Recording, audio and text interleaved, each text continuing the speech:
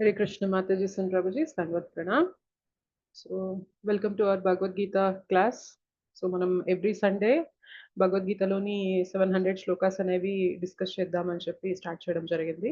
So, యాక్చువల్గా ప్రభుజీ తీసుకోవాల్సిన class ఇది. ప్రభుజీకి కొంచెం వేరే ఊరు వెళ్ళాల్సిన పని పడడం వల్ల నేను తీసుకుంటున్నాను ఇవాళ క్లాస్. సో, లాస్ట్ వీక్ మనం సెకండ్ చాప్టర్ అనేది స్టార్ట్ చేయడం జరిగింది. అందులో ఎన్ని శ్లోకాస్ డిస్కస్ చేసాం గుర్తుందా? ఒకటి మధ్య 2.7 నో నా యాక్చువల్గా అది 108 ఇంపార్టెంట్ శ్లోకాస్ చెప్తున్నారు. మనకి సండే క్లాస్ లో ఏం జరుగుతుందంటే అన్ని శ్లోకాస్ వరుసగా డిస్కస్ చేస్తున్నాం కదా. సో మనం లాస్ట్ సండే మనం ఏం డిస్కస్ చేస్తామంటే 2.1 నుంచి 2.5 శ్లోకాస్ అన్ని డీటెయిల్ గా డిస్కస్ చేయడం జరిగింది. సో ఈ రోజు మనం 2.6 నుంచి కంటిన్యూ చేద్దాం. మంగళాచరణ చేసి మనం డిస్కస్ చేద్దాం.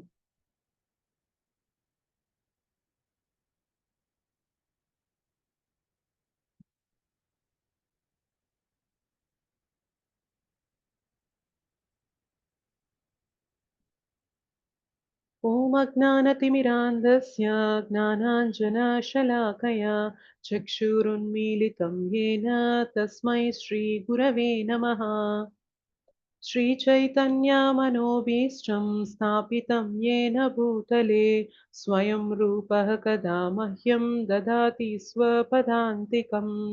वन्देऽहं श्रीगुरुः श्रीयुतापदकमलं श्रीगुरून् वैष्णवांश्च श्रीरूपं साग्रजातं सहगणा रघुनाथान्वितं तं सजीवं साद्वैतं सावधूतं परिजनसहितं कृष्णचैतन्यदेवं श्रीराधा कृष्णपादान् सहगणा ललिता श्रीविशाखान्वितांश्च।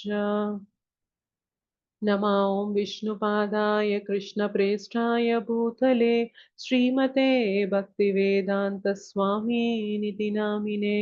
नमस्ते सारस्वते देवे गौरवाणी प्रचारिणे निर्विशेष शून्यवादी पाश्चात्यदेशतारिणे। नमो महावदन्याय कृष्णप्रेमा प्रदायते कृष्णाय कृष्णचैतन्य नाम्ने गौरद्विषे नमः। हे कृष्णा करुणा सिन्धो दीनबन्धो जगत्पते गोपेश गोपिकान्त राधाकान्त नमोऽस्तुते। तप्त काञ्चन गौराङ्गी राधे वृन्दावनेश्वरी वृषभानुसुते देवी प्रणमामि हरिप्रिये। वाञ्छाकल्पतरुभ्यश्च कृपा सिन्धुभ्य एव च पतितानां पावनेभ्यो वैष्णवेभ्यो नमो नमः। जय श्री कृष्ण चैतन्य प्रभु नित्यानन्द श्री अद्वैत गदाधर श्रीवासादि गौरभक्तवृन्द। हरे कृष्णा कृष्ण कृष्ण हरे हरे हरे राम राम राम हरे हरे। जय जय श्री चैतन्य जय नित्यानंद जय अद्वैत चंद्र जय गौर भक्त वृंदा। जय जय श्री चैतन्य जय नित्यानंद जय अद्वैत चंद्र जय गौर भक्त वृंदा। जय जय श्री चैतन्य जय नित्यानंद जय अद्वैत चंद्र जय गौर भक्त वृंदा। ॐ नमो भगवते वासुदेवाय। ॐ नमो भगवते वासुदेवाय। ॐ नमो भगवते वासुदेवाय। मुखं करोति वाचालं पङ्गुं लङ्घयते गिरिं యత్కృపాతమహం వందే శ్రీగురుం దీనతారిణం పరమానందమాధవం శ్రీచైతన్య ఈశ్వరం. श्री श्री राधा मदन मोहन जी की जय, श्री श्री गौर निताई की जय, श्री श्री जगन्नाथ बलदेव सुभद्रा माई की जय, जगत गुरु पतित पावन श्रील प्रभुपाद की जय, श्रील गुरुदेव की जय, अनंत कोटि वैष्णव वृंद की जय, समावेत गौर भक्त वृंद की जय, कलयुग पावन हरिनाम संकीर्तन की जय, हरे कृष्ण महामंत्र की जय, श्रीमद् भगवद गीता की जय, निताई गौर प्रेमानंदे हरि हरि बोल.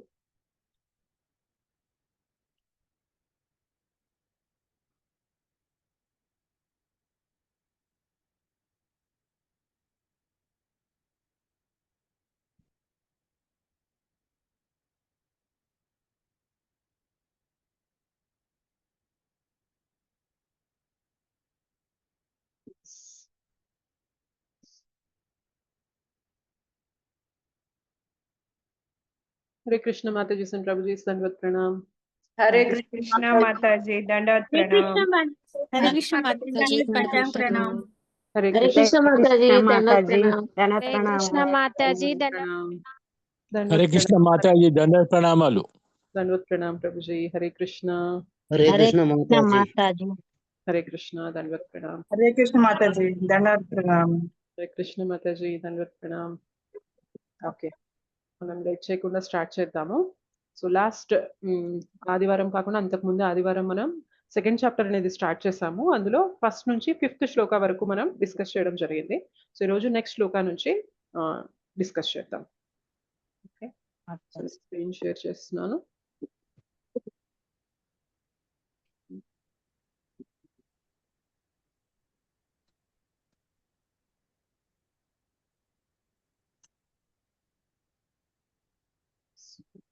టూ 2.6. సో 2.6 లో ఏమంటున్నారో చూద్దాం. న చైతద్ విద్మః కతరన్నో గరీయో యద్వా జయేమ యది వా నో జయేయుః యాన్ ఏవ హత్వా న జిజీవిషామస్ తే అవస్థితాః ప్రముఖే దాత్ర రాష్ట్రాః. అయితే దీనికి మనం వర్డ్ టు వర్డ్ మీనింగ్ చూసి శ్లోక అనేది డిస్కస్ చేద్దాము. ఏమంటున్నారు చూడండి ఇక్కడ. న చైతద్ విద్మః, మనకి తెలియడం లేదు, నాకు తెలియడం లేదు. డు వి నో, అసలు తెలుసా ఏంటి, నాకు ఏది బెటర్, గరియో అంటే నాకు ఏది శ్రేయోదాయకమో ఏది మంచిదో తెలియడం లేదు. యద్వా జయేమా అంటే నేను గెలవడం బెటరా, లేదు యది వా నో జయేయుహు లేదా నేను ఓడిపోవడం మంచిదా, ఏది మంచిదో కూడా తెలియడం లేదు. యాన్ ఏవ హత్వా న జిజీవిషామస్. సో హత్వా అంటే చంపడం అనమాట, బై కిల్లింగ్. ఎవరిని చంపడం అంటున్నారు చూసారా. తే అవస్థితాః ప్రముఖే దాత్ర రాష్ట్రాః, ధృతరాష్ట్రుని యొక్క కుమారులు కాబట్టి దాత్ర రాష్ట్రాః అంటున్నారు. సో ధృతరాష్ట్రుని యొక్క కుమారుల్ని చంపడం అనేది కరెక్టా, అసలు వాళ్ళ చేతిలో నేను చావడం బెటరా, నేను వాళ్ళని చంపడం బెటరా, ఏం చేయాలి అనేది నాకు అర్థం కావట్లేదు. ఒకవేళ వాళ్ళు చనిపోతే నేను బ్రతకడానికి ఏదన్నా ప్రయోజనం ఉందా అని చెప్పి నాకు తెలియడం లేదు అని చెప్పి అంటున్నారు. ఎవరు చెప్తున్నారు ఈ శ్లోక? అర్జున. అర్జున. ఓకే, అయితే మనకి ఫస్ట్ చాప్టర్ కంప్లీట్ అయ్యేసరికి అర్జున 4 రీజన్స్ చెప్పి నేను యుద్ధం చేయలేను కృష్ణ అంటారు. సో 4 రీజన్స్ ఏంటి అంటే, ఫస్ట్ కంపాషన్, దయ గురించి చెప్తారు. వీళ్ళందరినీ చూస్తే నాకు చాలా కరుణ కలుగుతుంది, దయ కలుగుతుంది, సో వీళ్ళని నేను చంపలేను కృష్ణ అంటారు. ఇంకొక రీజన్ ఏమంటారు అంటే, వీళ్ళందరినీ చంపడం వల్ల నాకు పాపం తగులుతుంది, పాప భీతి ఉంది. సో ఇంతమందిని చంపితే ఆ పాపం అంతా నా ఖాతాలోకి వస్తుంది, నేను దీన్నంతా అనుభవించాల్సి ఉంటుంది, ఇంతమంది చావుకి నేను కారణమవుతాను కృష్ణ, సో నేను ఇది చేయలేను అంటారు. ఇంకొక రీజన్ ఏం చెప్తారు అంటే, నా వాళ్ళని చంపుకొని నేను రాజ్యాన్ని పొంది ఎవరితో ఎంజాయ్ చేయాలి, పంచుకోవడానికి ఎవరైనా ఉంటేనే కదా ఆనందము, సో నాకు పంచుకోవడానికి కూడా ఎవరు ఉండరు, ఎవరు మిగలరు, సో నాకొద్దు ఇది అంటున్నారు. ఫైనల్ గా ఏమంటున్నారంటే, ఇంతమంది మగవారు చనిపోయినప్పుడు ఇంట్లో కులధర్మం అనేది నశిస్తుంది. సో అలా కులధర్మం నశించినప్పుడు పితృలకి చేయవలసిన కార్యాలు అనేవి ఆగిపోతాయి, స్త్రీలు తప్పుదోవ పట్టేస్తారు. సో అక్కడ సంతానం ఏదైతే కలుగుతుందో అది రైట్ పద్ధతిలో ఉండదు, ధర్మయుతంగా ఉండదు, కాబట్టి మొత్తం వ్యవస్థ అనేది చెడిపోతుంది. సో కులధర్మం, క్షత్రియ ధర్మం అనేది, కులధర్మం అనేది నాశనం అవుతుంది అంటారనమాట. సో ఈ 4 రీజన్స్ చెప్పాక మనకి సెకండ్ చాప్టర్ లో అర్జున చెప్తారు నేను ఇలా చేయలేకపోతున్నాను అన్నప్పుడు, ఇనీషియల్ గా కృష్ణ ఏమంటారు అంటే, ఒక ఫ్రెండ్ లాగా చెప్తారనమాట. జనరల్గా మనం కూడా ఎప్పుడైనా నాకు చూడు నేను చేయాల్సిన పనిలో ఇన్ని ఆటంకాలు ఉన్నాయి, ఇన్ని అవరోధాలు ఉన్నాయి, సో నా వల్ల కావడం లేదు అన్నప్పుడు జనరల్గా మన ఫ్రెండ్స్ కూడా ఏం చేస్తారు, ఏ ఏంటి నువ్వేంటి ఇలా మాట్లాడడం ఏంటి అసలు, నీకు సరిపోయే మాటలు కాదు ఇవి, నువ్వు ఇలా మాట్లాడతావని నేను ఎక్స్పెక్ట్ చేయలేదు అని చెప్పి మన ఫ్రెండ్స్ అంటారా అనరా చెప్పండి. Yes or no? అంటారు మాతాజీ. అవును. 2.2లో కూడా కృష్ణ అలానే ఒక పెప్ టాక్ అన్నమాట. ఒక ఫ్రెండ్స్ తో మనం క్యాజువల్ గా మాట్లాడతాం కదా, నువ్వేంటి అసలు ఇలా మాట్లాడడం ఏంటి అర్జున, నువ్వు క్షత్రియుడివి, క్షత్రియుడు ఇలా మాట్లాడతారా, అసలు ఒక ఆర్యుడు ఇలా మాట్లాడతాడా అని చెప్పి కృష్ణ చెప్తారనమాట. ఓకే, అయితే చెప్పాక కూడా అర్జున అంటారనమాట, ఏమైనా చెప్పు కృష్ణ, కళ్ళెదురుగా నా టీచర్ ఉన్నారు, నా తాతయ్య ఉన్నారు, వాళ్ళని నేను ఎలా చంపుతాను, నువ్వు ఎప్పుడైనా మీ తాతతో గానీ లేకపోతే మీ గురువుతో గానీ ఎదురు పడ్డావా, ఇట్లా ఎదురెదురుగా పోరాడావా, నన్ను ఎలా చేయమంటున్నావు, ఇది నా వల్ల కావడం లేదు అంటున్నాడు అనమాట. బట్ అర్జున మనసులో ఒక చిన్న ఇది ఉందన్నమాట, నేను క్షత్రియుణ్ణి, అధర్మం జరుగుతున్నప్పుడు ధర్మం వైపు నిలబడి పోరాడడం అనేది నా బాధ్యత, సో నేను వదలలేని పరిస్థితి. సో అర్జునకి ఎట్లా అంటే ఇప్పుడు ఈ శ్లోక చూసినప్పుడు మనకి ఏమర్థమవుతుందంటే, అర్జున సిచ్యుయేషన్ లో 2 దారులు ఉంటాయి అన్నమాట. ఒకటి యుద్ధం చేయడం, ఇంకొకటి యుద్ధం చేయకుండా ఉండడం. యుద్ధం చేస్తే 2 రిజల్ట్స్ వస్తాయి, ఏంటవి చెప్పండి, ఐదర్ గెలుస్తాడు లేదా ఓడిపోతాడు. ఓడిపోతారు. గెలిస్తే ఏమవుతుంది, తన వాళ్ళందరినీ చంపి వాళ్ళ రక్తంతో కలిసిన తిండిని నేను తినాల్సి వస్తుంది, సో ఇందులో నాకేమీ ఆనందం లేదు, ఇలా గెలిచినా కూడా నాకు అక్కడ ఓటమే కనిపిస్తుంది అంటున్నాడు. పోనీ నేను యుద్ధం చేసి నేను చనిపోయాను అనుకోండి, అక్కడ ఎలాగో ఓటమే, స్ట్రైట్ అవే ఓటమే. పోనీ ఇదంతా పక్కన పెట్టేసి నేను యుద్ధమే వదిలేసి బెగ్గింగ్ ప్రొఫెషన్ కి వెళ్ళిపోయాను అనుకోండి, నేను భిక్షాటనకి వెళ్ళిపోయి నేను భిక్ష తీసుకుంటూ బ్రతుకుతున్నాను అనుకో, అది కూడా ఓటమే. ఒక క్షత్రియుడిగా అలా బ్రతకలేడనమాట. సో అర్జున సిచ్యుయేషన్ ఎట్లా ఉంది అంటే, ఏ దారి తీసుకున్నా కూడా అన్ని ఒక అబ్స్టికల్స్, అంటే అన్ని కూడా ఓటమి పాలైనట్లుగా అంటారు కదా, అలా Exactly. ఉంది. అట్లా ఉందన్నమాట. ముందు పోయి వెనక నుయ్యే సిచ్యుయేషన్ అన్నమాట. పలాంది ఈ డైరెక్షన్ లో వెళ్తే కరెక్ట్ అని తెలిస్తే ఎవరైనా చేసేయగలుగుతారు. ఇది చేయలేక, ఇది చేయలేక, ఇది చేయలేక అన్నిటి మధ్యన సందిగ్ధంలో ఉండిపోయాడన్నమాట అర్జున. అంత కన్ఫ్యూజింగ్ స్టేట్ లో ఉన్నప్పుడు మనిషికి అసలు పని చేస్తుందా చెప్పండి? మనకెప్పుడైనా మన వాళ్ళకి ఏదన్నా అనుకోని ఆపద జరిగిందంటేనే మన కాళ్ళు చేతులు వణికిపోతాయి. గమనించారా ఎప్పుడైనా? ఎమోషనల్ అవును. అప్పుడు మైండ్ బ్లాక్ బ్యాలెన్స్, అయిపోద్ది, ఏం అర్థం ఏం చేయాలో తెలియని స్థితి అయితదనమాట. ఇప్పుడు కూడా అర్జున పరిస్థితి అదే అన్నమాట. ఏం చేయాలో తెలియడం లేదు. యుద్ధం చేయాలి. తన లాజికల్‌గా చూసుకున్నట్లయితే ఒక క్షత్రియుడు ధర్మం వైపు నిలబడి యుద్ధం చేయాలి. కానీ ఎదురుగా చూస్తే నా వాళ్ళు, వీళ్ళని చంపి నాకేం ఆనందం వస్తుంది? పోనీ యుద్ధం చేసి నేను ఓడిపోదామా అంటే అది కూడా కరెక్ట్ కాదు. యుద్ధం చేసి ఓడిపోతే ఏం పొందుతాను నేను? సో ఏమి అర్థం కాని పరిస్థితిలో, అయోమయ స్థితిలో ఉన్నాడనమాట. సో ఈ పోనీ భిక్షాటనకి వెళ్ళిపోదామా అంటే ఒక క్షత్రియుడికి అది అసలు తగని పని అనమాట. అందుకే మనకి కృష్ణ ముందు శ్లోకాస్‌లో ఏం చెప్తారంటే, అనార్యం, అస్వర్గకరం, అకీర్తికరం అంటారనమాట. ఒక ఆర్యుడు చేయవలసిన పని కాదు. నువ్వు క్షత్రియుడిగా పుట్టి ఇంత యుద్ధ విద్యని తెలుసుకొని ఇంతమందిని ఎదిరించిన వాడివి, నువ్వు ఇట్లాంటి పనులు చేస్తావా అని చెప్పి కృష్ణ చెప్పారు ఆల్రెడీ. అండ్ అస్వర్గకరం, నువ్వు ఇలా చేయడం వల్ల పోనీ నీకేమైనా స్వర్గలోకాలు ప్రాప్తిస్తాయి అనుకుంటున్నావా? ధర్మాన్ని విస్మరించినప్పుడు ఏమైతే స్వర్గం వస్తుందా? స్వర్గం రాదు ప్రాప్తిస్తుంది? మాతాజీ. రాదు. సో అస్వర్గకరం, నువ్వు ఏదైతే భిక్షాటనకి వెళ్తున్నావో అది నీకు మంచిని చేకూర్చదు. తర్వాత కూడా నువ్వు స్వర్గలోకాలు పొందుతానని నువ్వు అటువంటి హోప్స్ ఏం పెట్టుకోదు. నువ్వు ఎన్నుకునే దారి తప్పైతుంది. అండ్ దీనంతటితో పాటు అకీర్తికరం, నువ్వేదో పెద్ద దయాలు హృదయంతో వెళ్ళిపోయావని చెప్పి అనుకుంటావేమో, వీళ్ళందరూ అట్లా అనుకుంటారేమో అని అనుకుంటున్నావేమో అర్జున. అస్సలు ససేమిరా అలా అనుకోరు. అందరూ కూడా ఒక చేతగానివాడు, పిరికివాడు, ముందంతా మాటలు చెప్పాడు, యుద్ధం చేయాల్సి వచ్చినప్పుడు పక్కకెళ్ళిపోయాడు, తప్పించుకొని వెళ్ళిపోయాడు అని అంటారు. సో నీకు ఏది ఇట్లా నువ్వు భిక్షాటనకి వెళ్ళినప్పుడు ఏ విధంగా కూడా నీకు అది మంచిది కాదు అని చెప్పి చెప్తున్నారనమాట. సో అన్ని సిచ్యుయేషన్స్ లో ఆయనకు అంతా కూడా లూజ్ సిచ్యుయేషన్, విన్ విన్ అనేది ఎక్కడా లేదనమాట. సో ఎటు ఏం చేయాలి అని తెలియని అయోమయ స్థితిలో ఉన్నారనమాట. అయితే మనకేమంటారు అంటే, ఇంటెలిజెన్స్, తెలివితో ఉండడం అంటే ఏంటి అంటే, ఏం చెయ్యాలో తెలియనప్పుడు ఏం చెయ్యాలో తెలిసి ఉండడం అనేది ఒక తెలివిగల వాళ్ళకి ఉండవలసిన లక్షణం అనమాట. So intelligence means when we do not know what to do, we should know what to do. ఏం చెయ్యాలో తెలియనప్పుడు ఏం చేయాలో తెలిసి ఉండడం. అంటే అదేంటి మాతాజీ, ఏం చేయాలో తెలియనప్పుడు ఏం చేయాలో ఎలా తెలుస్తుంది? 2 కాంట్రాడిక్టింగ్ ఉన్నాయి. మీరు చెప్పేది 2 వ్యతిరేకంగా ఉన్నాయి కదా అంటే, బేసిక్‌గా అర్జునుడికి ఏ నిర్ణయం తీసుకోవాలి, ఏం చేయాలి అని తెలియదు.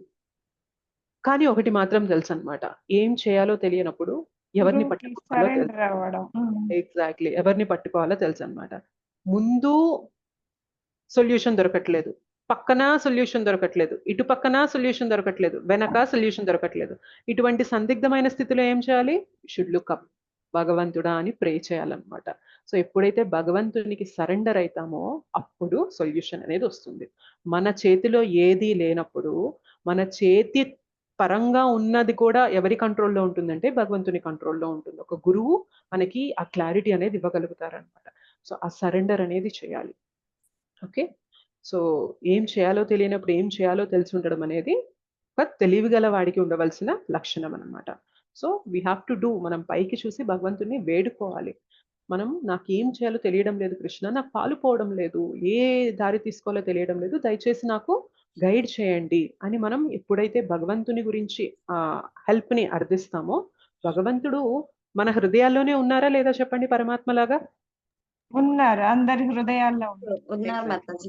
మన హృదయంలో ఉన్న పరమాత్మకి మన ప్రేయర్స్ అనేవి వినిపించినప్పుడు మన హృదయం నుండి గైడెన్స్ అనేది ఇవ్వడం పెద్ద కష్టమైన పని అవుతుందా?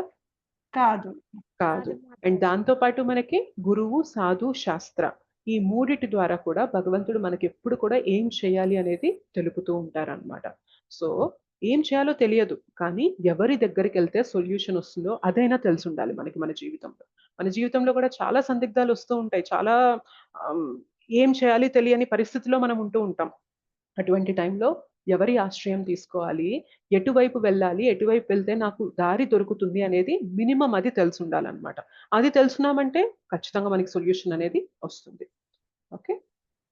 అయితే అర్జున విషయంలో ఏంటంటే, అర్జున చాలా అదృష్టవంతుడనమాట. భగవంతుడు మన జీవితంలో మనకేదైనా కష్టం వచ్చిందనుకోండి, ముందు, పక్కన, వెనక లేడు భగవంతుడు. మనం పైకి చూసే ప్రార్థన చేయాలి. కానీ అర్జునుడికి ఎక్కడున్నారు చెప్పండి భగవంతుడు? ఎదురుగానే ఉన్నాడు. ఎగ్జాక్ట్‌లీ. సో, అర్జునుడు అదృష్టవంతుడు కాబట్టి, అర్జునుడు, కృష్ణ పక్కనే ఉన్నారు గదా! సో, వెంటనే పక్కనే ఉన్న కృష్ణ వైపు తిరిగి, కృష్ణ నా వల్ల కావడం లేదు. ఏం చేయాలో తెలియడం లేదు. నాకొక డెసిషన్ తీసుకోలేని స్థితిలో నేనున్నాను. ఇప్పుడు ఈయన చెప్పే ఫిఫ్త్ రీజన్ ఏంటి అంటే ఇండెసిషన్ అన్నమాట. అంటే ఏం చేయాలో పాలుపోని స్థితిలో ఉన్నాడు కాబట్టి, now I am a soul surrendered to you. నేను నీకు శరణాగతుడినైపోతున్నాను. నాకు గైడ్ చెయ్యి అని చెప్పి మనకి 2.7 శ్లోక అనేది వస్తుంది. ఓకే. 2.7 చూద్దాం.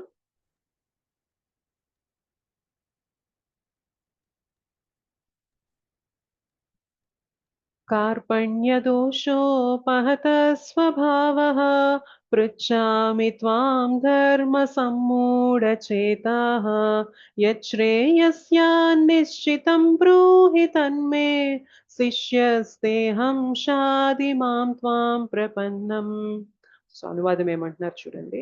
నా యందలి కార్పణ్య దోష కారణమున నేనిప్పుడు స్వధర్మ విషయమున మోహము చెంది శాంతిని కోల్పోయితిని. ఇట్టి స్థితిలో ఏది నాకు మిక్కిలి హితకరమో నిశ్చయంగా తెలుపమని నిన్ను నేను అడుగుచున్నాను. నేనిప్పుడు నీకు శిష్యుడను మరియు శరణాగతుడను. దయచేసి నాకు ఉపదేశము కావింపుము అంటున్నారనమాట. సో ఏం దోషం అంటున్నారు? కార్పణ్య దోషంతో నా స్వధర్మం ఏంటో నాకు తెలియడం లేదు. అండ్ మోహంలో ఉన్నాను నేను. మోహాన్ని చెంది శాంతిని కోల్పోయాను. సో నాకిప్పుడు ఏది అత్యంత శ్రేయోదాయకమైనదో, మిక్కిలి హితకరమో అది నాకు నిశ్చయంగా తెలపండి.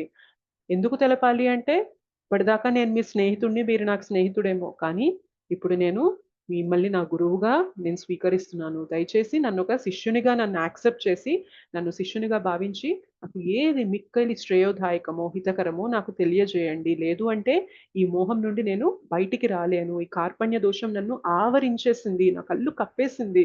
ఏం చేయాలో తెలియని పాలుపోని స్థితిలో ఉన్నాను కాబట్టి, దయచేసి నాకు ఏం చేయాలో మీరు తెలపండి. ఒక గురువు స్థానంలో మీరు నన్ను ఒక శిష్యునిగా మీరు నన్ను అంగీకరించి నాకు తెలపండి అని చెప్పి చెప్తున్నారనమాట అర్జున. ఓకే. సమ్మూఢ చేతః అంటే ఇంటెలిజెన్స్. ఆయన యొక్క బుద్ధి అనేది మొత్తం బివిల్డర్ అయిపోయిందనమాట. కన్‌ఫ్యూజన్‌లోకి వచ్చేసాడనమాట. అయితే ఏమడుగుతున్నారు చూసారా? శ్రేయః అంటున్నారు. అయితే మనకి 2.5 శ్లోక చెప్తున్నప్పుడు అర్జున ఏమంటాడు తెలుసా? నాకు తెలుసు కృష్ణ, ఏది శ్రేయోదాయకమో నాకు తెలుసు. వీటన్నిటిని వదిలేసి భిక్షాటన ఏదైతే ఉంటుందో చూసావా, అది చాలా శ్రేయోదాయకమైన ఆప్షన్ అని చెప్పి అర్జున చెప్తారనమాట. అయితే చెప్పాక కూడా మనసులో సందిగ్ధత అనమాట. అరే, నేను ఒక క్షత్రియుడిన ఎండి భిక్షాటనకి వెళ్ళిపోతే కౌరవులు తప్పు చేస్తూ ఉన్నారు, మరి వాళ్ళని ఆపేదెవరు? సో అంటున్నాడు, కానీ మనసులో మాత్రం ఆ డైలమా అనేది తిరుగుతూనే ఉందన్నమాట. సో తనైతే ఏదైతే శ్రేయోదాయకం అనుకున్నాడో, ఇప్పుడు అది శ్రేయోదాయకం అవుతుందా చెప్పండి అర్జున దృష్టిలో? కాదు. కాదు.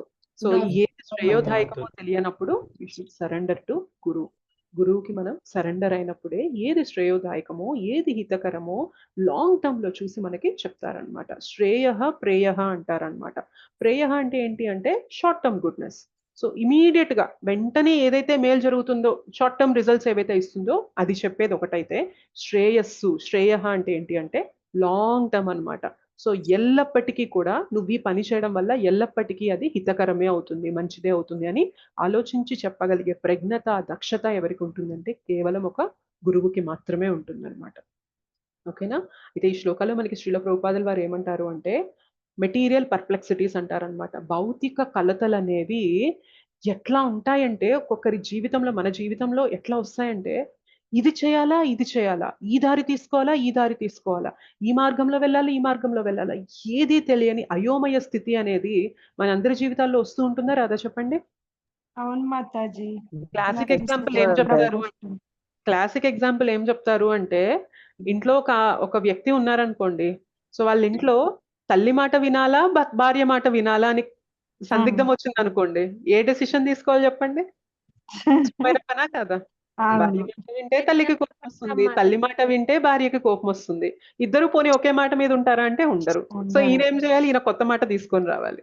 ఆబ్వియస్లీ అవునా కదా చెప్పండి? అట్లా కన్ఫ్యూజన్. ఇది అందరి ఇళ్ళల్లో జరిగేది. ఎగ్జాక్ట్లీ.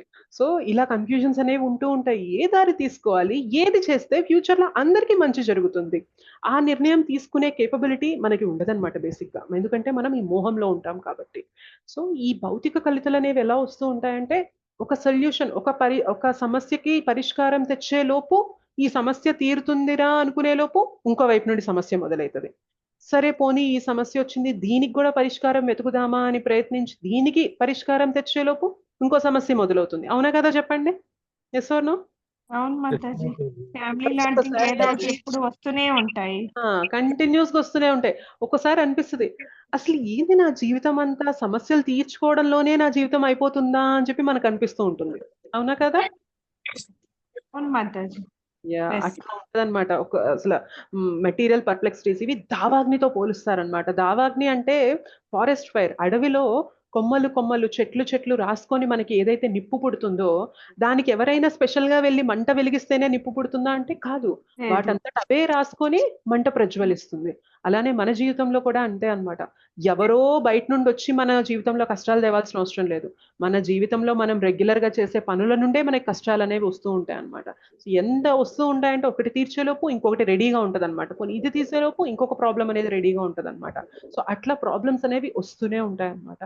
సో అట్లాంటి దావాగ్నిని మనం చల్లార్చాలి అంటే కేవలం కుండపోత అనేది మేఘం నుండి కురిసినప్పుడు మాత్రమే ఆ దావాగ్ని అనేది ఆగుతుంది. లేదు అంటే చిన్న చితక మనం ఏదో నీళ్లు జల్లుతాము, ఒక మగ్ తీసుకొని వాటర్ పోస్తాము, ఒక పైప్ పెట్టి వాటర్ కొడతాము అంటే దావాగ్ని ఎప్పుడు ఆరదనమాట. సో మనం ఇట్లాంటి ఏమన్నా చిన్న చిన్న ప్రయత్నాలు చేసినప్పుడు ఏమైందంటే మంట ఇంకా ప్రజ్వలిస్తుంది. అవునా కదా చెప్పండి? అవును మాతాజీ. సో ఏం చేయాలంటే కేవలం వర్షం అనేది కుండపోతకు ఒక మేఘం వచ్చి కంప్లీట్ గా అక్కడ వర్షంతో నింపేసినప్పుడే మనకి అక్కడ దావాగ్ని అనేది తగ్గుతుంది అనమాట. సో అలానే మన జీవితంలో వచ్చే కష్టాలు కూడా మన దగ్గర ఉన్న చిన్న చిన్న ప్రయత్నాలతో చేస్తే తగ్గుతున్నట్లు అనిపించవచ్చు, కానీ బేసిక్ గా కష్టాలు అనేవి ఇంకా పెరుగుతూనే ఉంటాయి అన్నమాట. అటువంటి సిచ్యుయేషన్ లో ఈ దావాగ్నిని ఆపడానికి మేఘం ఎలా వచ్చి వర్షిస్తుందో, అలానే మన జీవితంలో వచ్చే సందిగ్ధతల్ని, కలతల్ని తీర్చడానికి మనకి యొక్క శరణు అనేది మనం తీసుకోవాలన్నమాట. గురువు శరణు తీసుకున్నప్పుడే ఆయన మన జీవితంలో వచ్చే కలతల్ని, మన పర్ప్లెక్సిటీస్ అన్నిటినీ కూడా తీర్చగలుగుతారు. అయితే ఎందుకు గురువు తీర్చగలుగుతారు అంటే, గురువు పరమాత్మతో కనెక్ట్ అయి ఉంటారు.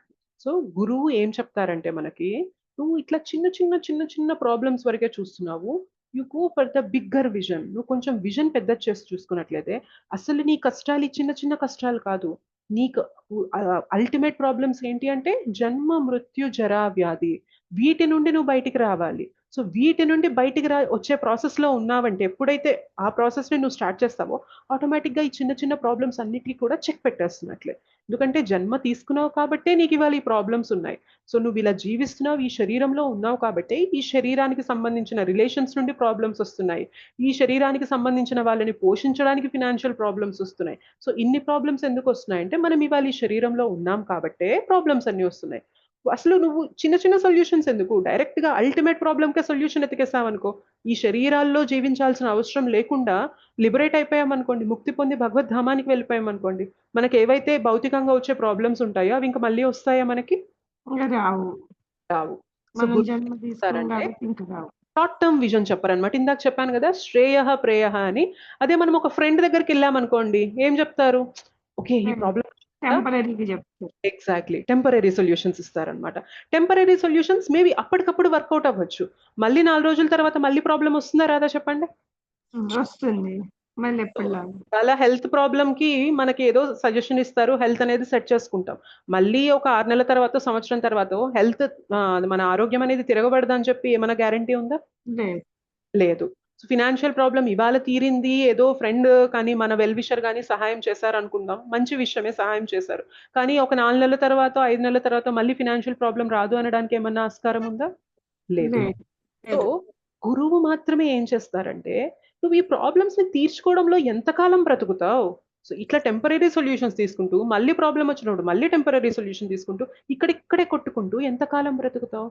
You look at the bigger picture. అసలు నీకు ఇవాళ ఈ ప్రాబ్లం ఉంది అంటే జన్మ అనేది ఈ శరీరంలో తీసుకున్నావు కాబట్టే నీకు ప్రాబ్లం ఉంది. నువ్వు భక్తి చేసి భగవంతుని ధామానికి వెళ్ళిపోయావంటే ఈ ప్రాబ్లమ్స్ అనేవి అసలు నీకు మ్యాటరే కాదు, ఫరకే పడదు అంటారనమాట. సో అది గురువు యొక్క విషన్ అన్నమాట. సో మనం మిగిలిన ఎవరిని ఆశ్రయించినా కూడా మనకి సొల్యూషన్ అనేది దొరకదన్నమాట. అల్టిమేట్ సొల్యూషన్ అనేది మనకి కేవలం గురువు మాత్రమే ఇవ్వగలరు. అయితే చాలా మంది ఏమంటారు అంటే, మాకు భగవద్గీత తెలుసు, భగవద్గీతలో ఏం చెప్పారో తెలుసు, ఇవన్నీ ఇంటెలెక్చువల్ గా అంటే నాలెడ్జ్ పరంగా, అంటే శ్లోకాస్ ఇట్లా ఉన్నాయి, ఈ కాన్సెప్ట్స్ డిస్కస్ చేశారు అంతవరకు చెప్పగలుగుతారు. కానీ నిజంగా భగవద్గీత తెలిసిన వ్యక్తి ఎలా నడుచుకుంటారు అంటే, భగవంతుని యొక్క విల్ ఏదైతే ఉందో ఈయన తన జీవితాన్ని దానికి అనుగుణంగా నడుచుకుంటారు. అవునా కదా చెప్పండి? భగవంతుడు ఏదైతే చెప్పాలనుకుంటున్నారో భగవద్గీతలో దానికి అనుగుణంగా మన జీవితాన్ని నడుపుతున్నామంటే, మన జీవితాన్ని అలా బ్రతుకుతున్నాము అంటే అప్పుడు నిజంగా భగవద్గీత తెలిసినట్లు. అవునా కదా? లేదు అంటే జస్ట్ థియరిటికల్ నాలెడ్జ్ అన్నమాట. ప్రతిదాన్ని అన్వయించుకుంటూ ముందుకు వెళ్ళడం. కరెక్ట్. సో భగవంతుడు ఏదైతే చెప్తున్నారో దాని పరంగా మన జీవితాన్ని మోల్డ్ చేసుకుంటూ మనం వస్తూ ఉంటే అప్పుడు నిజంగా మనకి భగవద్గీత అనేది తెలిసినట్లు అన్నమాట. మరి అయితే భగవంతుడు ఏదైతే చెప్తున్నాడో నాకెలా తెలుస్తుంది? భగవద్గీత చదివాను. భగవద్గీత చదివినప్పుడు భగవంతుడు ఏదైతే కోరుకుంటున్నాడో అలా బ్రతకాలి అంటున్నారు కదా. మరి భగవంతుడు ఏం కోరుకుంటున్నాడో నాకెలా తెలుస్తుంది అంటే, భగవంతుడు ఏదైతే కోరుకుంటున్నాడో అది మనకి డిఫరెంట్ భక్తులు వాళ్ళ జీవితంలో కష్టాలు వచ్చినప్పుడు ఏ దారులు తీసుకొని భగవంతుని ఇచ్ఛానుసారం, భగవంతుని ఆజ్ఞ మేరగా వాళ్ళు ఎటువంటి మార్గాలు అనేవి తీసుకున్నారో శ్రీమద్ భాగవతం మొత్తం మనకు అదే నిండి ఉంది. అవునా కదా చెప్పండి? శ్రీమద్ భాగవతం ఎప్పుడు కూడా ఎంత గొప్పగా బ్రతికారు డివోటీస్ అని చెప్పి చెప్పదనమాట. ఎంత రిచ్ గా, ఎంత ఆప్యులెంట్ గా బ్రతికారు అని చెప్పదు. భాగవతం చూసుకున్నట్లయితే పలానా రాజు పలానా గొప్పగా బ్రతికారు, కానీ ఇప్పుడు సిచ్యువేషన్ ఏంటి అంటే అని మనల్ని డైరెక్ట్ గా ప్రాబ్లమ్ స్టేట్మెంట్ దగ్గరికి తీసుకెళ్లిపోతుంది. సో పరీక్షిత్ మహారాజ్ విషయంలో అలానే జరిగింది. సో మనకి డిఫరెంట్ డివోటీస్, గజేంద్ర విషయంలో కూడా ఆ ప్రాబ్లం వచ్చినప్పుడు ఎట్లా ఆయన శరణు తీసుకున్నాడు అని తెలిసింది. ధ్రువ మహారాజ్ విషయంలో కూడా ఆయన ఎప్పుడైతే తన సవతి తల్లి నుండి అవమానం అనేది పొందాడో ఎట్లా ఆయన శరణు తీసుకొని ఆ ప్రాబ్లం నుండి బయటపడ్డారు అని తెలిసింది. ప్రహ్లాద్ మహారాజ్ విషయంలో కూడా తన తండ్రి నుండి ప్రాబ్లం వచ్చినప్పుడు ఎట్లా ఆయన భగవంతుని శరణు పొందాడు అని తెలిసింది. గజేంద్ర అట్లానే తెలిసింది మనకి. సో అజామిల విషయంలో కూడా మనకు అలానే తెలిసింది. సో ప్రతి ఒక్కరి విషయంలో కూడా మనకి ఎలా తెలుస్తుంది అంటే, ప్రాబ్లం ఫ్రీ లైఫ్ అనే దాని మీద ఫోకస్ ఎక్కువ ఉంటుంది అనమాట. ప్రాబ్లం వచ్చినప్పుడు భగవంతుడు ఏం కోరుకుంటున్నారు, నా జీవితాన్ని ఎలా బ్రతికాను అనేది మనకి డిఫరెంట్ డివోటీస్ యొక్క వృత్తాంతాలు విన్నప్పుడు మనకు అర్థమవుతుంది అనమాట. అర్థమైనప్పుడు ఏం చేస్తామంటే, మన జీవితంలో కూడా ప్రాబ్లం వచ్చినప్పుడు భగవంతుడు ఏ విధంగా నన్ను ఆ ప్రాబ్లమ్ ని డీల్ చేయాలి అని చెప్పి కోరుకుంటున్నారు అని ఈ డివోటీస్ ఎగ్జాంపుల్స్ అనేవి మనం అన్వయించుకున్నప్పుడు మన జీవితంలో మనకు ఒక కంక్లూజన్ అనేది వస్తుంది అనమాట. అండ్ దాంతో పాటు ఏంటి అంటే, మనకి భగవంతుడు ఏదైతే చెప్పాలనుకుంటున్నారో గురువు ముఖతః మనకి చెప్తారనమాట. అందుకనే గురువుని ఎప్పుడు కూడా భగవంతుని యొక్క ప్రతినిధి అంటాం. అవునా కదా? ఈజ్ అ అవును రిప్రజెంటేటివ్ ఆఫ్ లార్డ్ అంటారనమాట. సో భగవంతుడు ఏదైతే కోరుకుంటున్నారో ఒక జీవుడి నుండి అది గురువు మనకి చెప్తారనమాట. సో నువ్వు ఈ విధంగా బ్రతికితే భగవంతునికి దగ్గర అవుతావు, భగవంతుని ప్లీజ్ చేసిన వాడివి అవుతావు అని చెప్పి ఒక గురువు మాత్రమే చెప్పగలరు అనమాట. ఓకే. అండ్ ఈ శ్లోకాలు ఇంకేమంటున్నారు అంటే బ్రాహ్మణ అండ్ కృపణ గురించి కూడా చెప్తారు.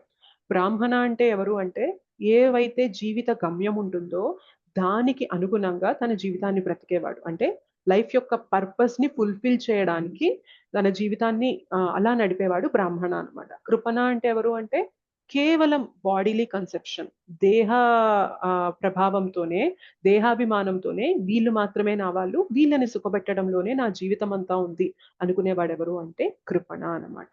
సో అర్జునుడికి ఇవాళ ఆ కార్పణ్య దోషం అనేది చుట్టుకుందనమాట. ఎందుకంటే తన ధర్మాన్ని, స్వధర్మాన్ని చేయాల్సి వచ్చినప్పుడు ఏమంటున్నాడు, వీళ్ళందరూ నా వాళ్ళు, నేను ఎలా చంపను అంటున్నాడు అంటే అది ఒక కృపణుడి యొక్క లక్షణం అన్నమాట. ఆ లక్షణంతో ఆ ఇదితో ఆయన మొత్తం ఆవరింపబడింది అనమాట ఆయన బుద్ధి అంతా కూడా. సో అందుకనే ఆయన సరెండర్ అయిపోతున్నారు భగవంతుడికి. ఓకే. అయితే ఎప్పుడైతే మనం ఒక ఆధ్యాత్మికాచార్యునికి సరెండర్ అవుతామో ఏమైతుంది అంటే భగవంతుడు మన గురువు ద్వారా మనతో రెసిప్రొకేట్ అనేది చేస్తూ ఉంటారనమాట. సో ఈ సరెండర్ ఏదైతే ఈ శరణాగతి ఉందో ఇది మన యొక్క భగవంతుని గురించి తెలుసుకోవాలి అనే మన యొక్క అడుగు ప్రయాణం మొదలవుతుంది చూసారా. ఆ ప్రయాణం అనేది దేంతో మొదలవుతుంది తెలుసా? ఒక గురువుకి శరణాగతులైన గురువుకి శరణాగతి పొందినప్పుడే భగవంతునికి ఎలా సరెండర్ అవ్వాలి అనేది మనకు నేర్పిస్తారు. గురువు లేకుండా భగవంతునికి శరణు పొందడం అనేది మనకు అర్థమవుతుందా చెప్పండి? భగవంతుడు ఏం అర్థం కాదు. కోరుకుంటున్నారో మనకి తెలుస్తుందా? తెలియదు. గురువు ద్వారానే తెలుస్తుంది మనకి. ఎగ్జాక్ట్లీ, గురువు ఉండాలన్నమాట. ఆ గురువుకి మనం సరెండర్ అయినప్పుడే ఆయన ద్వారానే మనం భగవంతునికి ఎలా దగ్గర అవ్వాలి, భగవంతునికి ఏది చేస్తే నేను భగవంతుని ప్లీజ్ చేయగలుగుతాను అనేది మనకి తెలుపుతారనమాట. ఈ గురువాష్టకంలో లాస్ట్ శ్లోకాలో ఏమంటారు? యస్య ప్రసాదాత్ భగవత్ ప్రసాదో ప్రసాదం ఆ యస్య ప్రసాద ప్రసాదాన్న నా గతి గతి కుతోపి అంటారు. ఎవరైతే గురువుని ప్లీజ్ చేస్తారో అంటే గురువు మన సేవ ద్వారా ఆయన సంతృప్తి చెందారనుకోండి, ఆటోమేటిక్ గా భగవంతుడు సంతృప్తి చెందుతారంట. అయితే ఎవరైతే యస్య ప్రసాదాన్ న గతి కుతోపి అంటారు, ఎవరైతే గురువుని కూడా సంతృప్తి పరచకుండా గురువుని కూడా కష్టపెడుతూ బాధ పెడుతూ ఉన్నారో ఆయనకి ఇంకో గతి ఉంటుందంటారా చెప్పండి? ఇంకొక గతి లేనే లేదు అంటారు అనమాట. గురువు ది మోస్ట్ మర్సిఫుల్ ఇన్కార్నేషన్ అంటారు అనమాట. అంటే భగవంతుడు ఇంకా దయామూర్తిగా కృపని ఇంకా ఎక్కువ ఇవ్వడానికి మనకి గురువు రూపంలో మన జీవితంలోకి వస్తారు అంటారు అనమాట. So he's a direct representative of God. So గురువుని మనం ప్లీజ్ చేసాము అంటే ఆటోమేటిక్ గా భగవంతుడు ప్లీజ్ అయిపోతారు అనమాట. ఇప్పుడు చూడండి, మన తరపున ఎవరైనా మన రిలేటివ్స్ వాళ్ళ ఇంటికి వెళ్లారనుకోండి, వాళ్ళని సరిగ్గా చూసుకోకుండా వాళ్ళకి వాళ్ళు చెప్పిన నీడ్స్ అనేవి మనం ఇవ్వకుండా వాళ్ళు మన దగ్గరకొచ్చి మీరంటే నాకు చాలా ఇష్టం అండి, మిమ్మల్ని నేను అభిమానిస్తున్నాను అండి అని అన్నామనుకోండి, మనకేమనిపిస్తది? ఏం అభిమానం? నీ మాటల్లో ఉంది గానీ అభిమానం, నా తరపున వచ్చిన వాళ్ళని నువ్వు ఎక్కడ చూసుకున్నావు సరిగ్గా అని అంటామా అనమా చెప్పండి? అవును మాతాజీ. ఎగ్జాక్ట్లీ. సో గురువు కూడా అంతే అన్నమాట. కృష్ణ తరపున ఆయన వస్తున్నారు మనల్ని కృష్ణ దగ్గరికి చేర్చడానికి. సో మనం ఎప్పుడైతే గురువుని ప్లీజ్ చేయడానికి గురువుకి సరెండర్ అవుతూ గురువు చెప్పిన ఇన్స్ట్రక్షన్స్ అనేవి చక్కగా పాటిస్తూ ఉన్నామో ఆటోమేటిక్ గా భగవంతుడు ప్లీజ్ అయిపోతారు. ఓకే, నా తరపున వచ్చిన వాళ్ళని నువ్వు జాగ్రత్తగా ఫాలో అయ్యావు, ఆయనకు నువ్వు ఆయన ఏదైతే చెప్పారో అది నువ్వు లైఫ్ అండ్ సోల్ గా నీ జీవితం యొక్క గమ్యంగా నువ్వు తీసుకొని చేసావు కదా, డెఫినెట్లీ నువ్వు నా దగ్గరకు వచ్చే మార్గాన్ని నేను సులభం చేసేస్తాను. కృప ఇచ్చేస్తూ ఉంటారనమాట భగవంతుడు గురువు చెప్పింది మనం చక్కగా విన్నప్పుడు. సో గురువుకి సరెండర్ అవ్వడంలోనే మన ఆధ్యాత్మిక జీవితం అనేది మొదలవుతుంది అనమాట. ఒకవేళ ఈ ప్రాసెస్ అనేది లేకుండా నేను నా సొంతగా భగవంతుణ్ణి చేరుతాను అంటే ఇంపాసిబుల్, కుదరని పని అనమాట. ఓకే. సో ఈ కన్ఫ్యూజన్స్ వచ్చినప్పుడు జీవితంలో ఏం చేయాలి అని తెలియని అయోమయ స్థితి వచ్చినప్పుడు ఒక గురువుకి శరణు పొందినప్పుడే గురువు మాత్రమే మనల్ని ఆ కన్ఫ్యూజన్ నుండి మనల్ని బయటికి తీయగలరు అనమాట. ఓకే. అయితే మరి ఫ్రెండ్స్ కదా మన ఇద్దరము, ఎందుకు సరెండర్ అవుతున్నావా అని క్వశ్చన్ వచ్చినప్పుడు మనకి డైరెక్ట్ గా 2.8 శ్లోకాలో ఆన్సర్ అనేది ఉంటుంది. 2.8 శ్లోక చూద్దాం.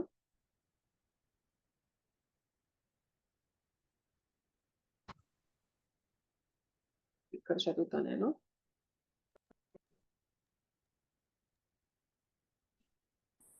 నహి ప్రపశ్యామి మమాపనుద్యాత్ యచ్చోకముచ్చోషణమింద్రియాణం అవాప్య భూమావసపత్నం వృద్ధం రాజ్యం సురానామపి చాధిపత్యం.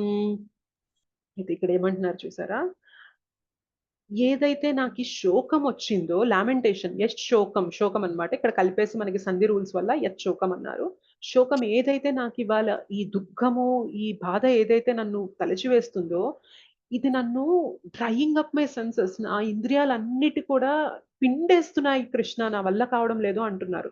అయితే ఏమంటున్నారు చూసారా ఇక్కడ? అవాప్య భూమ వసపత్నం వృద్ధం. అసపత్నం అంటే ఏంటి అంటే వితౌట్ ఎనీ రైవల్ అన్నమాట.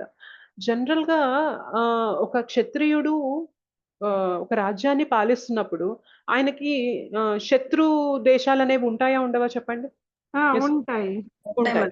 So, శత్రు దేశాలు అనేవి ఉంటూ ఉంటాయి, అటాక్ చేయాలి అని చెప్పి చూస్తూ ఉంటాయి, వీళ్ళ రాజ్యాన్ని ఆక్యుపై చేయాలని చెప్పి ఇది జనరల్ గా ఉంటూ ఉంటుంది అనమాట.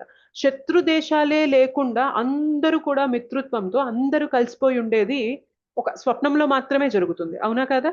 ఉమ్.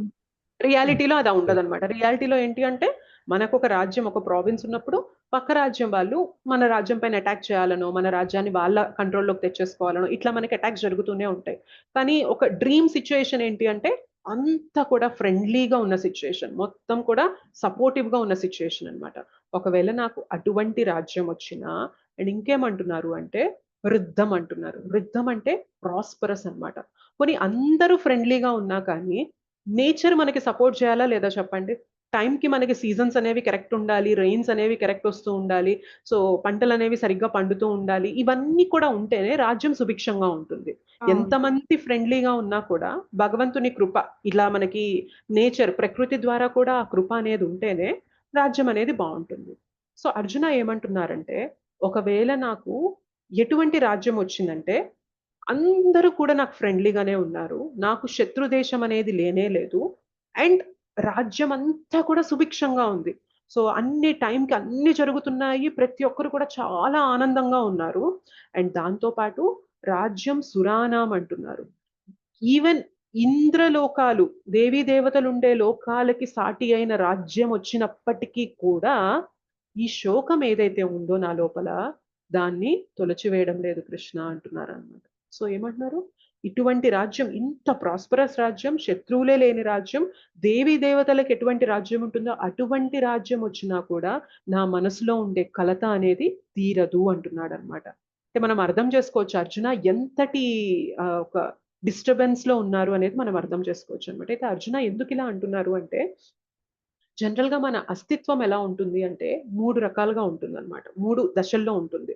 ఒకటి స్పిరిచువల్, ఆధ్యాత్మికంగా ఒక అస్తిత్వం ఉంటుంది మనకి. రెండోది ఎమోషనల్, అంటే మెంటల్ లెవెల్లో ఒక అస్తిత్వం ఉంటుంది. మూడోది ఫిజికల్ అన్నమాట. ఈ 3 లెవెల్స్ లో మన ఉనికి అనేది ఉంటుంది అనమాట.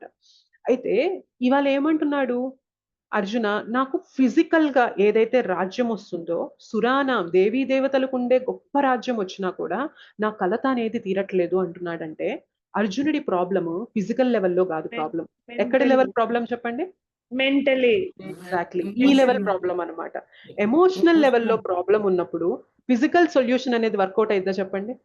కాదు, ఆధ్యాత్మికది అయితే. ఎగ్జాక్ట్లీ.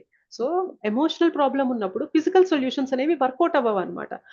ఆకలితో ఉన్నప్పుడు నాకు కడుపు నిండా ఆకలేస్తుంది, లోపల నాకు పిచ్చెక్కుతుంది, బుర్ర పనిచేయడం లేదు, ముందు ఆహారం దొరకాలి, లేకపోతే దాహం వేస్తుంది, నాకు వాటర్ కావాలి అన్న సిచ్యుయేషన్ లో మనల్ని వచ్చి మీకు సత్కారం చేస్తానండి రండి అంటే మనకి ఎలా ఉంటది? నీ సత్కారం నాకెవరికి కావాలి, ఇప్పుడు నాకు ముందు ఆకలేస్తుంది, అన్నం పెట్టు, దాహం వేస్తుంది, నీరు ఇవ్వు అంటాం మనం.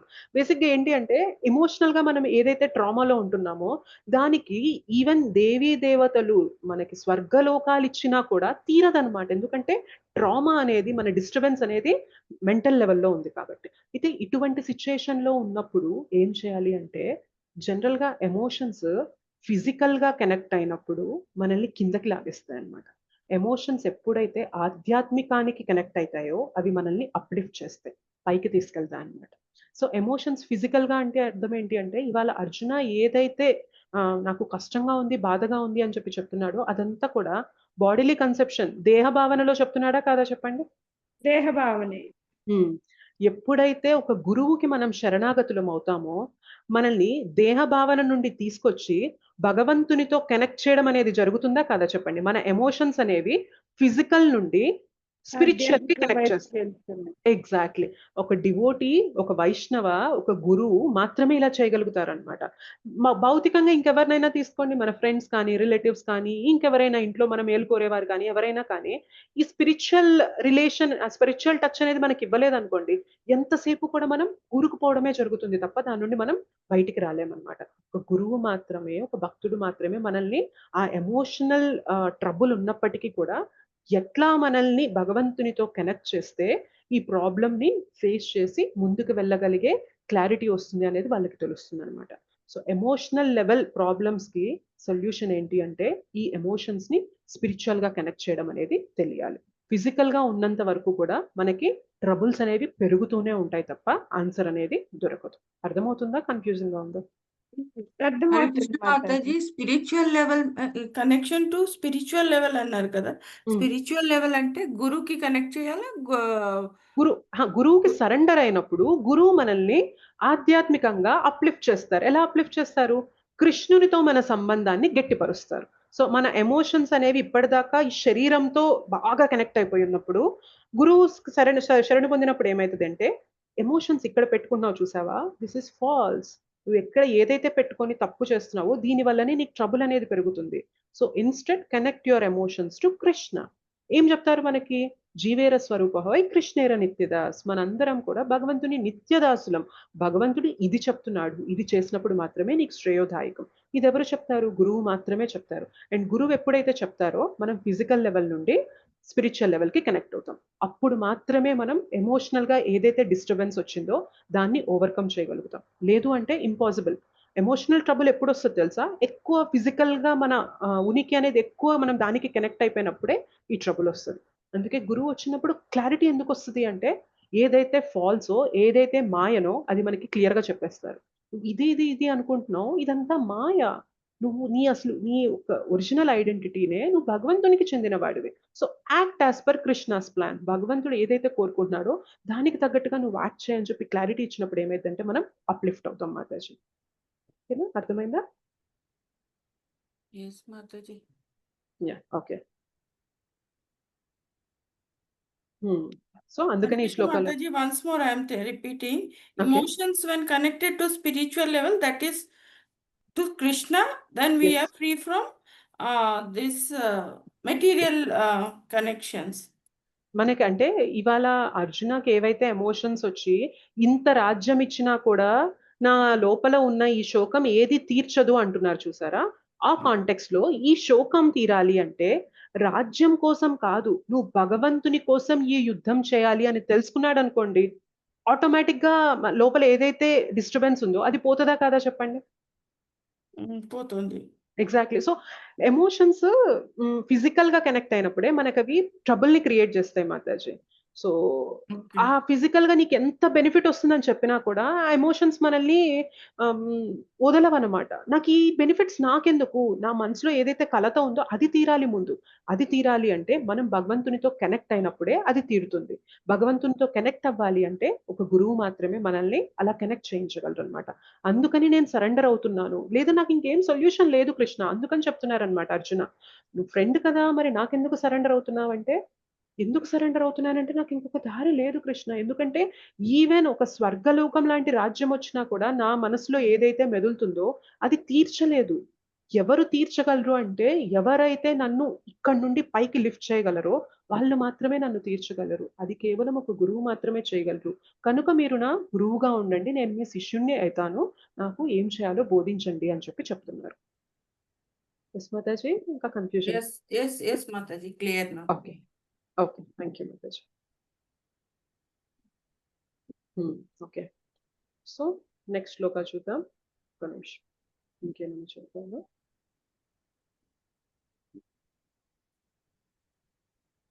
ఎస్,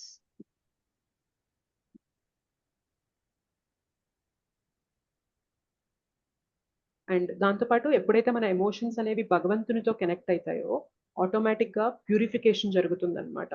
సో ఏంటి, ఎందుకు మనం ఇట్లా కన్ఫ్యూజన్ లో ఉంటున్నాము అనేది ఇప్పటిదాకా తెలియదు, కానీ భగవంతుడితో కనెక్ట్ అయినప్పుడు మనలో ఆ శుద్ధీకరణ అనేది జరగడం వల్ల క్లారిటీ వస్తుంది అనమాట. ఏం చేయాలి అనే దానికి మనకి క్లియర్ అయిపోతుంది. లేదు అంటే మనం ఎప్పుడు కూడా ఈ ట్రబుల్లోనే ఉండిపోతాం అనమాట. So surrender is the only solution. అందుకని నేను నీకు సరెండర్ అవుతున్నాను కృష్ణ, నాకు ఇంకొక దారి లేనే లేదు, నువ్వే నాకు దారి, నువ్వే నాకు గురువువి, నాకు ఏం చేయాలో చెప్పండి అని చెప్పి అంటున్నారు. 2.9 శ్లోకాలు ఏమంటున్నారో చూద్దాం.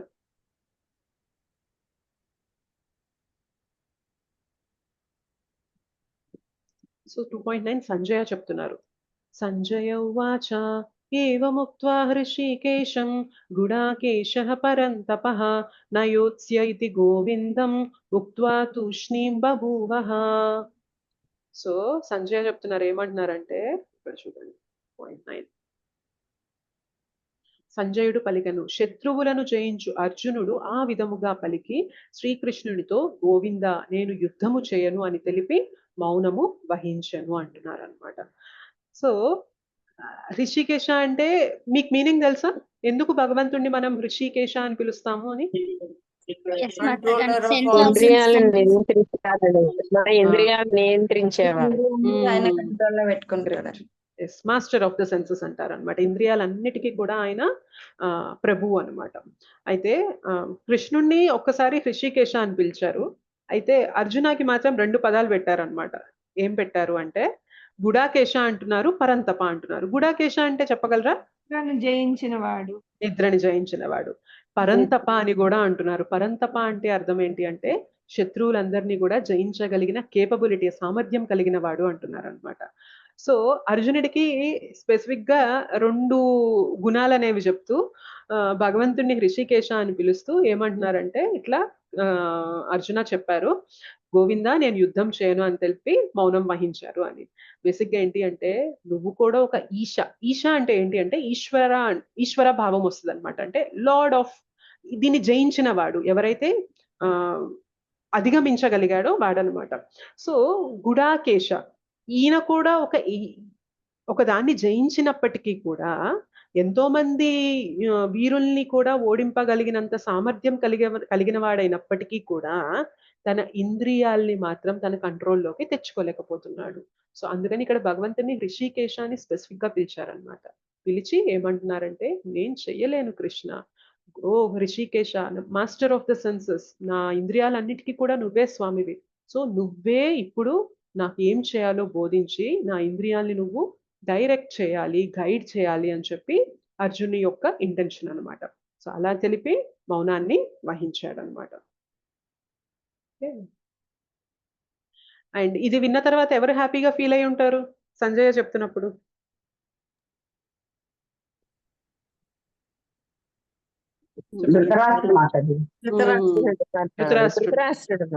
ధృతరాష్ట్రుడికి ఆనందం వస్తుంది అనమాట. అమ్మయ్య మొత్తానికి అర్జున నేను చేయలేను అంటున్నాడు, నా వల్ల కానంటున్నాడు అని చెప్పి నువ్వు హ్యాపీగా ఫీల్ అవుతావేమో అని ఇక్కడ ఋషికేశ అని చెప్పి వాడేశారనమాట కృష్ణుడికి పేరు.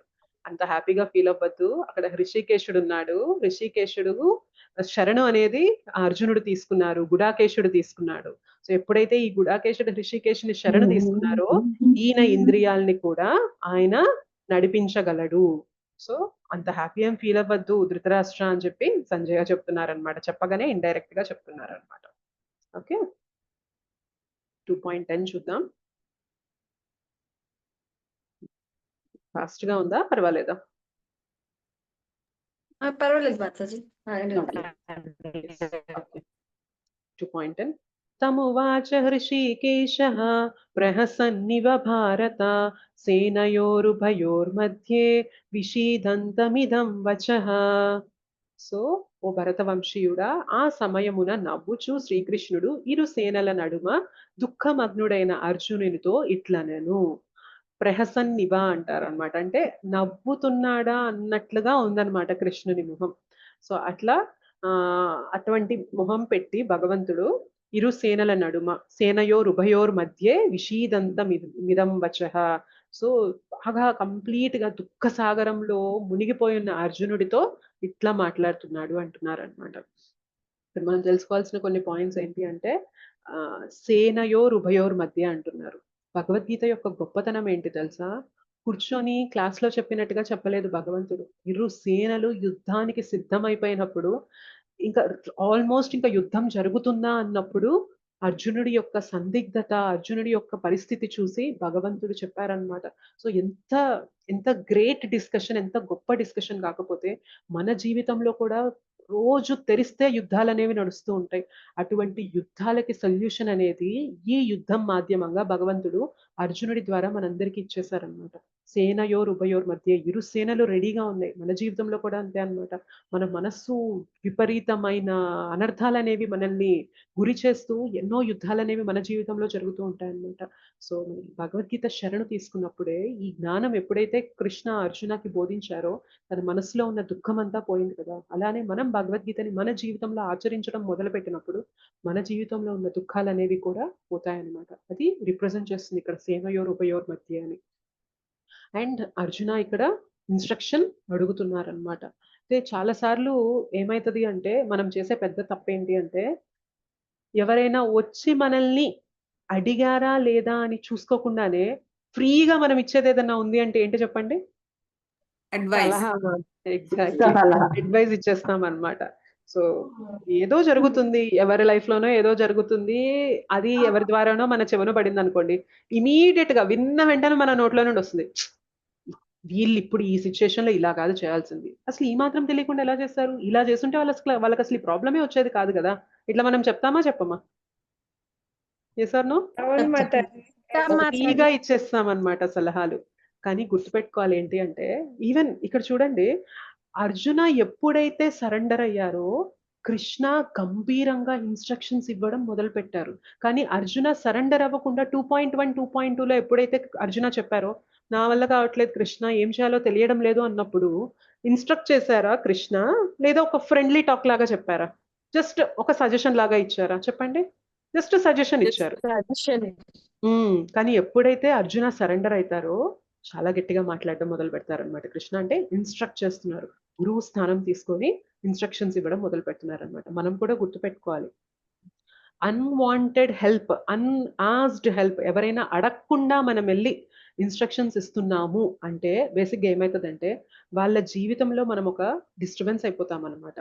అంటే దాన్ని ఎలా అవుతుంది అంటే బేసిక్గా అదొక ఇంటర్ఫియరెన్స్ లాగా అవుతుంది తప్ప అసిస్టెన్స్ లాగా వెళ్ళదన్నమాట.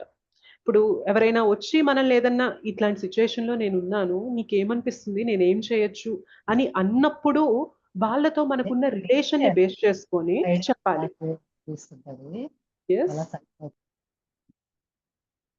లేదు అంటే ఏమవుతుంది అంటే మనంతటా మనం అడ్వైజ్లు ఇచ్చేస్తాం అనుకోండి, వాళ్ళ జీవితంలో మనం ఇంటర్ఫియర్ అయిపోయినట్లు అయిపోతుంది అనమాట.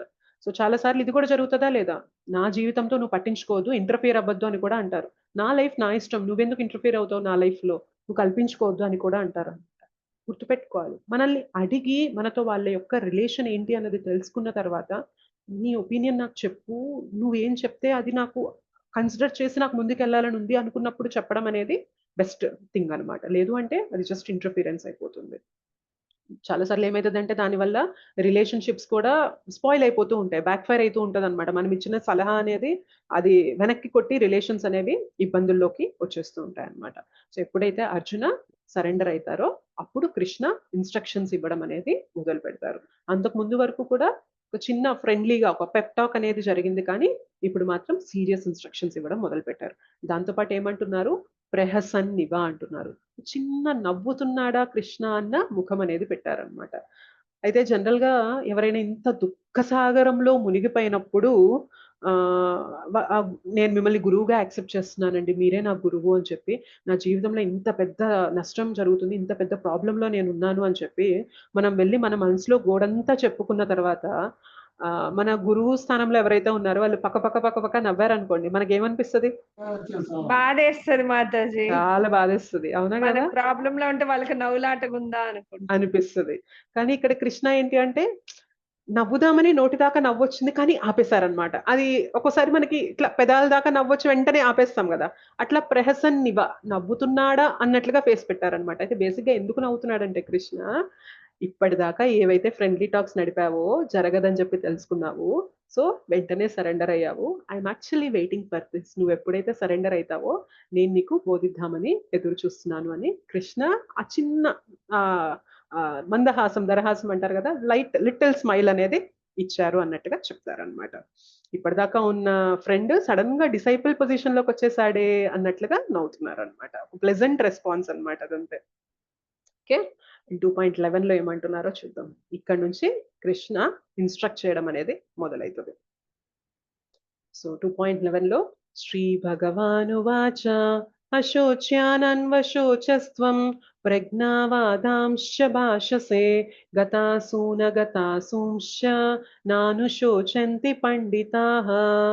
దేవాది దేవుడైన శ్రీకృష్ణ భగవానుడు పలికెను, ప్రజ్ఞను గూడిన పలుకులను పలుకుచూనే నీవు దుఃఖింపదగని విషయమును గూర్చి దుఃఖిస్తున్నావు. జీవించి ఉన్న వారిని గూర్చి గాని మరణించిన వారిని గూర్చి గాని పండితులైన వారు శోకించరు. సో డైరెక్ట్ పాయింట్ తీసుకొని వచ్చేసారనమాట. ఏంటి అంటే, ఓ గొప్ప గొప్ప మాటలు అయితే మాట్లాడుతున్నావు అర్జున, చూస్తున్నాను నువ్వు ఫస్ట్ చాప్టర్ లో నుండి నేను చూస్తున్నాను ఈ డిస్కషన్. ఏం పాపం వస్తుంది అంటున్నావు, వేదాల్లో శాస్త్రాల్లో ఇలా చెప్పారంటున్నావు, కులధర్మం నాశనం అయిపోతుంది అంటున్నావు, ఇన్ని మాటలు మాట్లాడుతున్నావు కానీ ఒక తెలివి గలవాడు ఏదైతే చేస్తాడో అది మాత్రం నువ్వు చేయడం లేదు. తెలివైన వాడు ఏం చేస్తాడు అంటున్నారు, చెప్తున్నారు ఇక్కడ, గతాసూన గతాసూంచ నాను శోచంతి పండితాః. ఆసూన్ అంటే ఏంటి అంటే లైఫ్ ఎయిర్ అంటారు అనమాట. మనకి మన శరీరంలో డిఫరెంట్ కైండ్స్ ఆఫ్ వాయువులు అనేవి ఉంటాయన్నమాట. ప్రాణ, అపాన, వ్యాన, ఉదాన, సమాన వాయువులు అనేవి ఉంటాయి. సో ప్రాణవాయువు ఏంటి అంటే మన జీవితంలో ఆ ప్రాణాన్ని నిలుపుతుంది అనమాట. ఎప్పుడైతే ప్రాణవాయువు వెళ్ళిపోతుందో మనం ఇంకా బాడీ అనేది చనిపోయింది అంటారనమాట, పలానా వ్యక్తి చనిపోయారు అంటారు. So ఆసూన్, so గతాసూన్ అగతాసూంశ. గతాసూన్ అంటే ఏంటంటే ఆసూన్ వెళ్ళిపోయిన వారు, అంటే ప్రాణవాయువు శరీరం నుండి వెళ్ళిపోయిన వారి స్థితి అయినా, ఆ గతాసూన్ అంటే ప్రాణవాయు శరీరం నుండి వెళ్ళిపోని వారైనా, అంటే బేసిక్ గా మరణించిన వారి అయినా మరణించని వారైనా ఎటువంటి స్థితిలో ఉన్నప్పటికీ కూడా ఒక పండితుడు వారి గురించి శోచింపడు. అశోచ్యాన్ అన్వశోచస్త్వం. సో దేనికైతే శోకింపకూడదో దానికి నువ్వు శోకిస్తున్నావు. సో ఇది ఒక పండితుని లక్షణం, లేకపోతే ఒక తెలివి గలవాడి లక్షణం కాదు అని చెప్పి కృష్ణ చెప్తున్నారనమాట ఇక్కడ. ఓకే,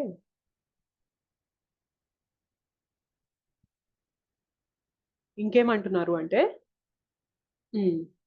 రియల్ ఎడ్యుకేషన్ ఏంటి అంటే, ఇప్పుడు అర్జున కూడా చాలా తెలివిగలవాడు, ఎంతో వేద జ్ఞానం అనేది ఆయనకు ఉంది, అవునా కదా చెప్పండి. సమానమే అన్నట్టుగా చెప్తారు. ఎంతో తెలివిగలవాడు అనమాట. అయితే ఎడ్యుకేషన్ అంటే ఏంటి అంటే కేవలం వర్బలైజేషన్, అంటే మాటలు చెప్పడం మాత్రమే కాదు, ఇది అది అది ఇది అని గొప్పగా చెప్పడం మాత్రమే కాదు, లోపల ఇంటర్నలైజ్ అవ్వాలన్నమాట. లోపల మనకి మార్పు అనేది తీసుకురావాలి.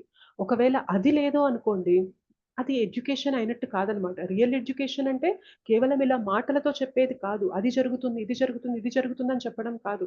లోపల నీకు మార్పు అనేది తీసుకురావాలి. నీకు నీ ఎమోషన్స్ ఏవైతే వస్తున్నాయో దాన్ని నువ్వు హ్యాండిల్ చేయగలగాలన్నమాట.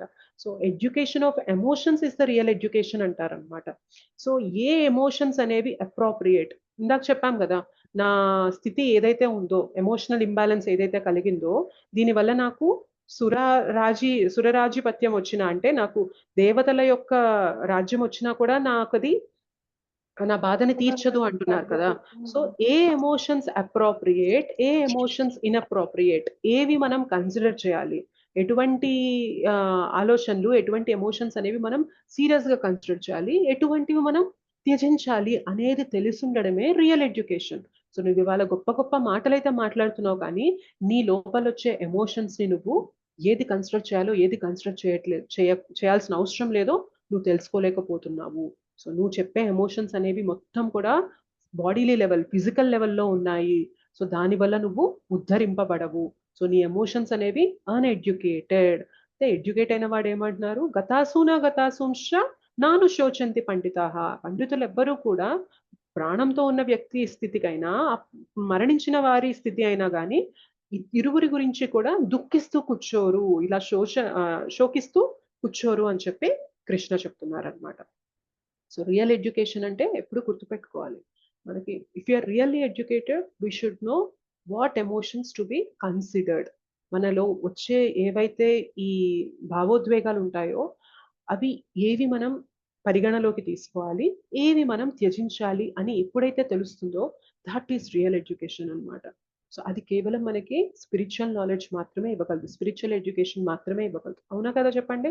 భౌతికంగా ఎంత విద్య తీసుకున్నా కానీ ఎటువంటి భావోద్వేగాల్ని మనం కన్సిడర్ చేయాలి, ఎటువంటివి మనం పక్కన పెట్టాలి అనేది భౌతిక విద్య తెలుపుతుందా మనకి?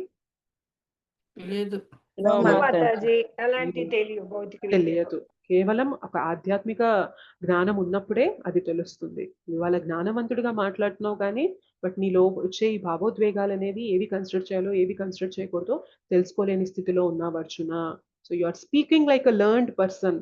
గొప్పవాడిలాగా తెలివైన వాడిలాగా మాట్లాడుతున్నావు కానీ బట్ నిజంగా తెలివి ఉన్నవాడు గతాసూన్ అగతాసూంశ్చ నాను శోచంతి, ఆయన శోకింపడు అని చెప్తున్నారు. ఇంకొక శ్లోక చూసి వాళ్ళ క్లాస్ అని చెప్పు. సో 2.1 ఏమంటున్నారో చూద్దాం. నత్వేవాహం జాతునాసం నత్వం నీమే జనాధిపాః నచైవ న భవిష్యామః సర్వే వయమతః పరం. నేను గాని నీవు గాని ఈ రాజులందరూ కాని నిలిచియుండని సమయం ఏదియును లేదు, ఇక ముందు భవిష్యత్తు నందు మనమెవ్వరము ఉండకపోము. సో నత్వేవాహం జాతునాసం నత్వం నేమే జనాధిపాః నా చైవ నా భవిష్యామః సర్వే వయం అతః పరం. సో ఇది చాలా ఇంపార్టెంట్ శ్లోక అన్నమాట. బేసిక్గా ఏం చెప్తున్నారంటే కృష్ణ, గతంలో కానీ ఇప్పుడు కానీ ఫ్యూచర్లో కానీ నేను కానీ నువ్వు కానీ ఇక్కడ కనిపిస్తున్న రాజులందరూ కూడా లేని టైం అంటూ లేనే లేదు అంటున్నారు. బేసిక్గా ఒకప్పుడు కూడా అందరం ఉన్నాం, ఇప్పుడు అందరం ఉన్నాం, ఫ్యూచర్లో కూడా అందరం ఉంటాం. సో నువ్వు బాధపడుతున్నావు కదా, నేను చంపేస్తే వీళ్ళు చనిపోతారు, వీళ్ళు ఉండరు, వీళ్ళని నేను కోల్పోతాను, వీళ్ళు ఉండరు అని బాధపడుతున్నావు కదా. గుర్తుపెట్టుకో, నువ్వు ఉంటావు, నేను ఉంటా, ప్రతి ఒక్కరు కూడా ఉంటారు ఫ్యూచర్లో అని చెప్పి చెప్తున్నారనమాట. ఇది చాలా ఇంపార్టెంట్ శ్లోక. బేసిక్గా ఏంటి అంటే ఎవరైతే మాయావాదం ఫాలో అవుతూ ఉంటారో వాళ్ళు ఏమంటారు అంటే, ఒక్కసారి మనం ముక్తిని పొందాము అంటే ఇంకా మన ఉనికి అనేది ఉండదు, మనం బ్రహ్మజ్యోతిలో ఐక్యమైపోవచ్చు అంటారు. విన్నారా లేదా ఇది? Yes or no? Yes, Mataji. Mataji. కానీ ఇక్కడ కృష్ణ దాన్ని స్ట్రైట్ అవే ఖండిస్తున్నారు. కృష్ణ ఇక్కడ స్ట్రైట్ అవే దాన్ని ఖండిస్తున్నారు అనమాట. అసలు నేను నువ్వు ఈ రాజులు ప్రతి ఒక్కరు కూడా మనము లేని టైం లేనే లేదు. మనం ఎప్పుడు ఉన్నాం, ఒకప్పుడు ఉన్నాం, ఇప్పుడు ఉన్నాం, ఎప్పటికీ కూడా మనం ఉంటాం. కేవలం నెక్స్ట్ మనకి సోల్ గురించి నెక్స్ట్ శ్లోకాస్ లో వస్తుంది. బట్ ఏం చెప్తున్నారు అంటే ఇండివిడ్యువాలిటీ, మన యొక్క ఉనికి అనేది పోవడం అనేది జరగనే జరగదు. ఈవెన్ మనం చూసుకున్నట్లయితే ఈ భౌతిక జగత్తుకి రాకముందు కూడా మనం ఉన్నాము, భౌతిక జగత్తుకు వచ్చాక కూడా మనం ఉన్నాము, భక్తి చేసి భౌతిక జగత్తు నుండి మనము వెళ్ళిపోయి ఆధ్యాత్మిక ధామానికి వెళ్ళిపోయాక కూడా మనం ఉంటాం. ఇందులో ఏమైనా కన్ఫ్యూజన్ ఉందా మీకు? ఈ విషయం చాలా ఇంపార్టెంట్ అన్నమాట. ఇది చాలా ఇంపార్టెంట్. మనకు ఎప్పుడు కూడా మన ఉనికి అనేది పోతుంది, భగవంతునితో మనం కలిసిపోతాము అంటారు చూసారా, that is not correct. That is also an illusion. అది కూడా ఒక భ్రమే అనమాట. భగవంతునితో కలిసిపోవడం అనేది ఉంటదన్నమాట. ఎట్లా ఉంటది అంటే బేసిక్గా ఒక చెట్టు గ్రీన్ కలర్ లో చెట్టు ఉంది అనుకోండి, దానిపైన ఒక గ్రీన్ ప్యారెట్ వెళ్ళిపోయి ఉందనుకోండి, మనకి చూడ్డానికి ఎట్లా ఉంటుంది? కలిసిపోయాయా రెండు అన్నట్లు ఉంటది. కానీ నిజంగా రెండు కలిసిపోయాయా? నో మాతాజీ. ఓన్లీ కలిసిపోవడం. క్యామోఫ్లేజ్ అయిపోయింది. మనకు అలా కనిపిస్తుంది, బట్ స్టిల్ దాని ఉనికి అక్కడ ఉంటుంది అనమాట. అలానే మనం కూడా భౌతిక జగత్తులోకి రాకముందు కూడా మనకి ఉనికి ఉంది. కాకపోతే అప్పుడు మనం ఈ శరీరంలో లేము, మనం మన ఆధ్యాత్మిక శరీరంలో ఉన్నాం. ఇక్కడికి వచ్చాక ఏమైంది? మనం ఈ భౌతిక దేహంలో చిక్కుకుపోయి ఉన్నాం. తర్వాత భక్తి చేసుకొని మనం భక్తిలో కంప్లీట్ గా 100% కంప్లీట్ చేసుకొని భగవద్ధామానికి వెళ్ళిపోయినప్పుడు కూడా మళ్ళీ ఆత్మకి తన యొక్క ప్యూర్ నేచర్ అనేది వచ్చేస్తుంది అనమాట, తన యొక్క పర్సనాలిటీ అనేది వచ్చేస్తుంది. సో ఇలా ఎప్పటికీ మనం ఉంటాము. నువ్వు వర్రీ అవ్వాల్సిన అవసరం లేదు అర్జున. ఈ రాజులు ఇవాళ నేను చంపేస్తున్నాను అనుకుంటున్నావేమో కానీ ఈ శరీరంలో నుండి వాళ్ళు వేరే శరీరానికి వెళ్తారు తప్ప వాళ్ళు ఉండకపోవడం అనే స్థితి అనేది ఉండనే ఉండదు అని ఇక్కడ కృష్ణ క్లియర్ గా చెప్తున్నారు అనమాట. సో మన యొక్క ఉనికి అనేది నిత్యంగా ఉంటుంది అనమాట. ఎటర్నాలిటీ ఆఫ్ పర్సనాలిటీ చెప్తారనమాట ఇక్కడ మనకి. ఇక్కడ ఆత్మని పరిచయం చేయబోతున్నారా మాతాజీ? అంటే ఆత్మ గురించే కదా చెప్పబోయేది. ఎస్, నెక్స్ట్ 2.13 నుంచి కంప్లీట్ గా ఇంకా మనకి ఆత్మ గురించి వచ్చేస్తుంది అనమాట. మాతాజీ ఇప్పుడు మనందరం పాకులాడేది దేవుడి దగ్గరికి వెళ్ళిపోవాలని, ముక్తి రావాలని కదా. ఇవన్నీ మనం క్లాసెస్ వింటాం కానీ ఏదన్నా దీని ప్రకారం మనం నడుచుకోవడానికి కానీ, మరి ఇప్పుడు మరి అప్పుడు ఉంటాం ఇప్పుడు ఉంటాం అంటే ఇంకా మరి ఏంటి? అప్పుడు ఉంటాం ఇప్పుడు ఉంటామంటే బేసిక్ గా భక్తి చేస్తున్నప్పుడు ఇప్పుడు గుర్తుపెట్టుకోవాల్సిన వెళ్ళిపోవాలని కదా మనం అనుకునేది. వెళ్ళిపోవాలి. ఎక్కడి నుండి వెళ్ళిపోవాలి తెలుసా? ఈ భౌతిక భౌతిక శరీరం ప్రపంచం. నుండి వెళ్ళిపోవాలి. భౌతిక అవును. ప్రపంచం నుండి వెళ్ళిపోవాలి. ఆధ్యాత్మిక ప్రపంచానికి వెళ్ళినప్పుడు మనకి ఆధ్యాత్మిక శరీరం వస్తుంది. ఓకే. సో ఇవాళ మనం ఈ భౌతిక శరీరంలో ఎలా అయితే చిక్కుకుపోయి ఉన్నామో దీని నుండి మనం విముక్తి పొందేయాలి. We should get liberated. ఇక్కడ నుండి మనం ముక్తి పొంది మన యొక్క ఆధ్యాత్మిక శరీరాన్ని పొంది ఆ శరీరంతో భగవత్ సేవ చేసుకోవాలి. సో ఒక్క నిమిషం మాతాజీ డౌట్ కంప్లీట్ అయ్యాక మనం నెక్స్ట్ క్వశ్చన్ తీసుకుందాం. సో ఏంటి అంటే భక్తి చేస్తున్నప్పుడు కూడా మనం వెళ్ళిపోవాలి అంటున్నామంటే అర్థం ఏంటి అంటే వెళ్ళిపోయి భగవంతునితో కలిసిపోవాలి అని కాదనమాట. ఎప్పటికీ అలా కలవం మనం. మన ఉనికి అనేది నిత్యంగా ఉంటుంది. మనం ఎప్పటికీ ఉంటాం. సో ఒకప్పుడు ఉన్నాం, ఇప్పుడు ఉన్నాం, ఎప్పటికీ ఉంటాం అనమాట. భగవంతునితో ఇట్లా మర్జ్ అయిపోయి నేను భగవంతుడు ఒకటైపోతాను అట్లా ఉండదు. కానీ ఏమవుతాం తెలుసా? ముక్తి పొందినప్పుడు మనం భగవంతునితో ఒకటవ్వడాన్ని ఎలా చెప్తారంటే భగవంతుని సేవలో మనం భాగమవుతాం చూసారా? అది మనం భగవంతునితో ఒకటవ్వడం. మన ఉనికి మనకు ఉంటుంది అనమాట. ఇంకా ఏమంటారు తెలుసా? మనందరికీ కూడా ఒక పర్సనల్ రిలేషన్ ఉంటుందంట భగవంతునితో. మనలో కొంతమంది భగవంతునితో ఫ్రెండ్స్ గా ఉంటాము, కొంతమంది భగవంతునికి సేవకులుగా ఉంటాం, కొంతమంది భగవంతునికి తల్లిదండ్రులుగా ఉంటాం, ఇంకొంతమంది అయితే భగవంతునికి ప్రియమైన వాళ్ళ యొక్క ప్రేమికుడిగా ఉంటారనమాట భగవంతుడు. అలా కూడా గోపికలు దానికి ఎగ్జాంపుల్ మనకి. సో కొందరు ఏంటి దేవుడి దగ్గరికి వెళ్తాం, మంచిగానే ఉంటాం. ఆబ్వియస్లీ భగవంతుని దగ్గరికి వెళ్తాం, భగవంతుని సేవ చేస్తాం. ఇక్కడ ఉంటే ఏంటి అంటే ఈ భవరోగంలో మనం ఉంటాము, ఈ మాయ ప్రపంచంలో ఉంటాం కాబట్టి కష్టంగా ఉంటుంది. భగవద్ధామానికి వెళ్ళిపోయినప్పుడు ఏమవుతుంది అంటే ఇంకా మాయ అనేది ఉండదు కాబట్టి అక్కడ మనకి ఈ శారీరకంగా ఏవైతే లిమిటేషన్స్ ఉన్నాయో ఇప్పుడు చూడండి సేవ చేయాలి అని అనిపించినా కానీ కొంతసేపు సేవ చేశాక మన శరీరం అనేది అలసిపోతుంది. ఆకలి, దప్పిక, నిద్ర, అలసట ఇవన్నీ మనకు వస్తూ ఉంటాయి. ఎందుకంటే భౌతిక శరీరంలో ఉన్నాం కాబట్టి. కానీ మనం భగవంతుని ధామానికి వెళ్ళామనుకోండి ఆకలి అనే క్వశ్చన్ ఉండదు, నిద్ర అనే క్వశ్చన్ ఉండదు, అలసిపోవడం అనే క్వశ్చన్ ఉండదు. నిరంతరంగా మనకు ఎంత కావాలో అంత సేవ చేసుకోవచ్చు. అటువంటి శరీరం వస్తుంది. జన్మ ఉండదు, మృత్యు ఉండదు, వృద్ధాప్యం ఉండదు, వ్యాధి ఉండదు. అటువంటి శరీరం మనకు వస్తుంది. సో అటువంటి శరీరాన్ని పొందినప్పుడు ఇంకేమి బాధ ఉంటుంది? హ్యాపీగా మనకి కావాల్సిన సేవ అనేది భగవంతునికి చేసుకుంటూ ఉండడమే భక్తి యొక్క ఫైనల్ డెస్టినేషన్ అన్నమాట. మనం అటువంటి స్థితికి చేరాలి. ఓకేనా Sandhya Mataji? Okay Mataji, sorry for disturbance. నేను మళ్ళీ చివరి దాకా నేను అడగలేకపోతాను, నేను ముందే అడిగేశాను. మాతాజీ మీ క్వశ్చన్ అనేది యాప్ట్ అన్నమాట, అందరికీ కూడా తెలియాలి కాబట్టి మంచి క్వశ్చన్ అడిగారు. Thank you Mataji. సో ఇది మనకి 2.12 అనేది చెప్తుంది. 2.13 నుంచి మనకి ఇంకా భగవంతుడు ఆత్మజ్ఞానం అనేది ఇవ్వడం మొదలు పెడతారు. దేహినోస్మిన్ యథా దేహి అని చెప్పి. సో ఆ శ్లోకా నుండి మనం నెక్స్ట్ క్లాస్ లో డిస్కస్ చేయడానికి ట్రై చేద్దాం.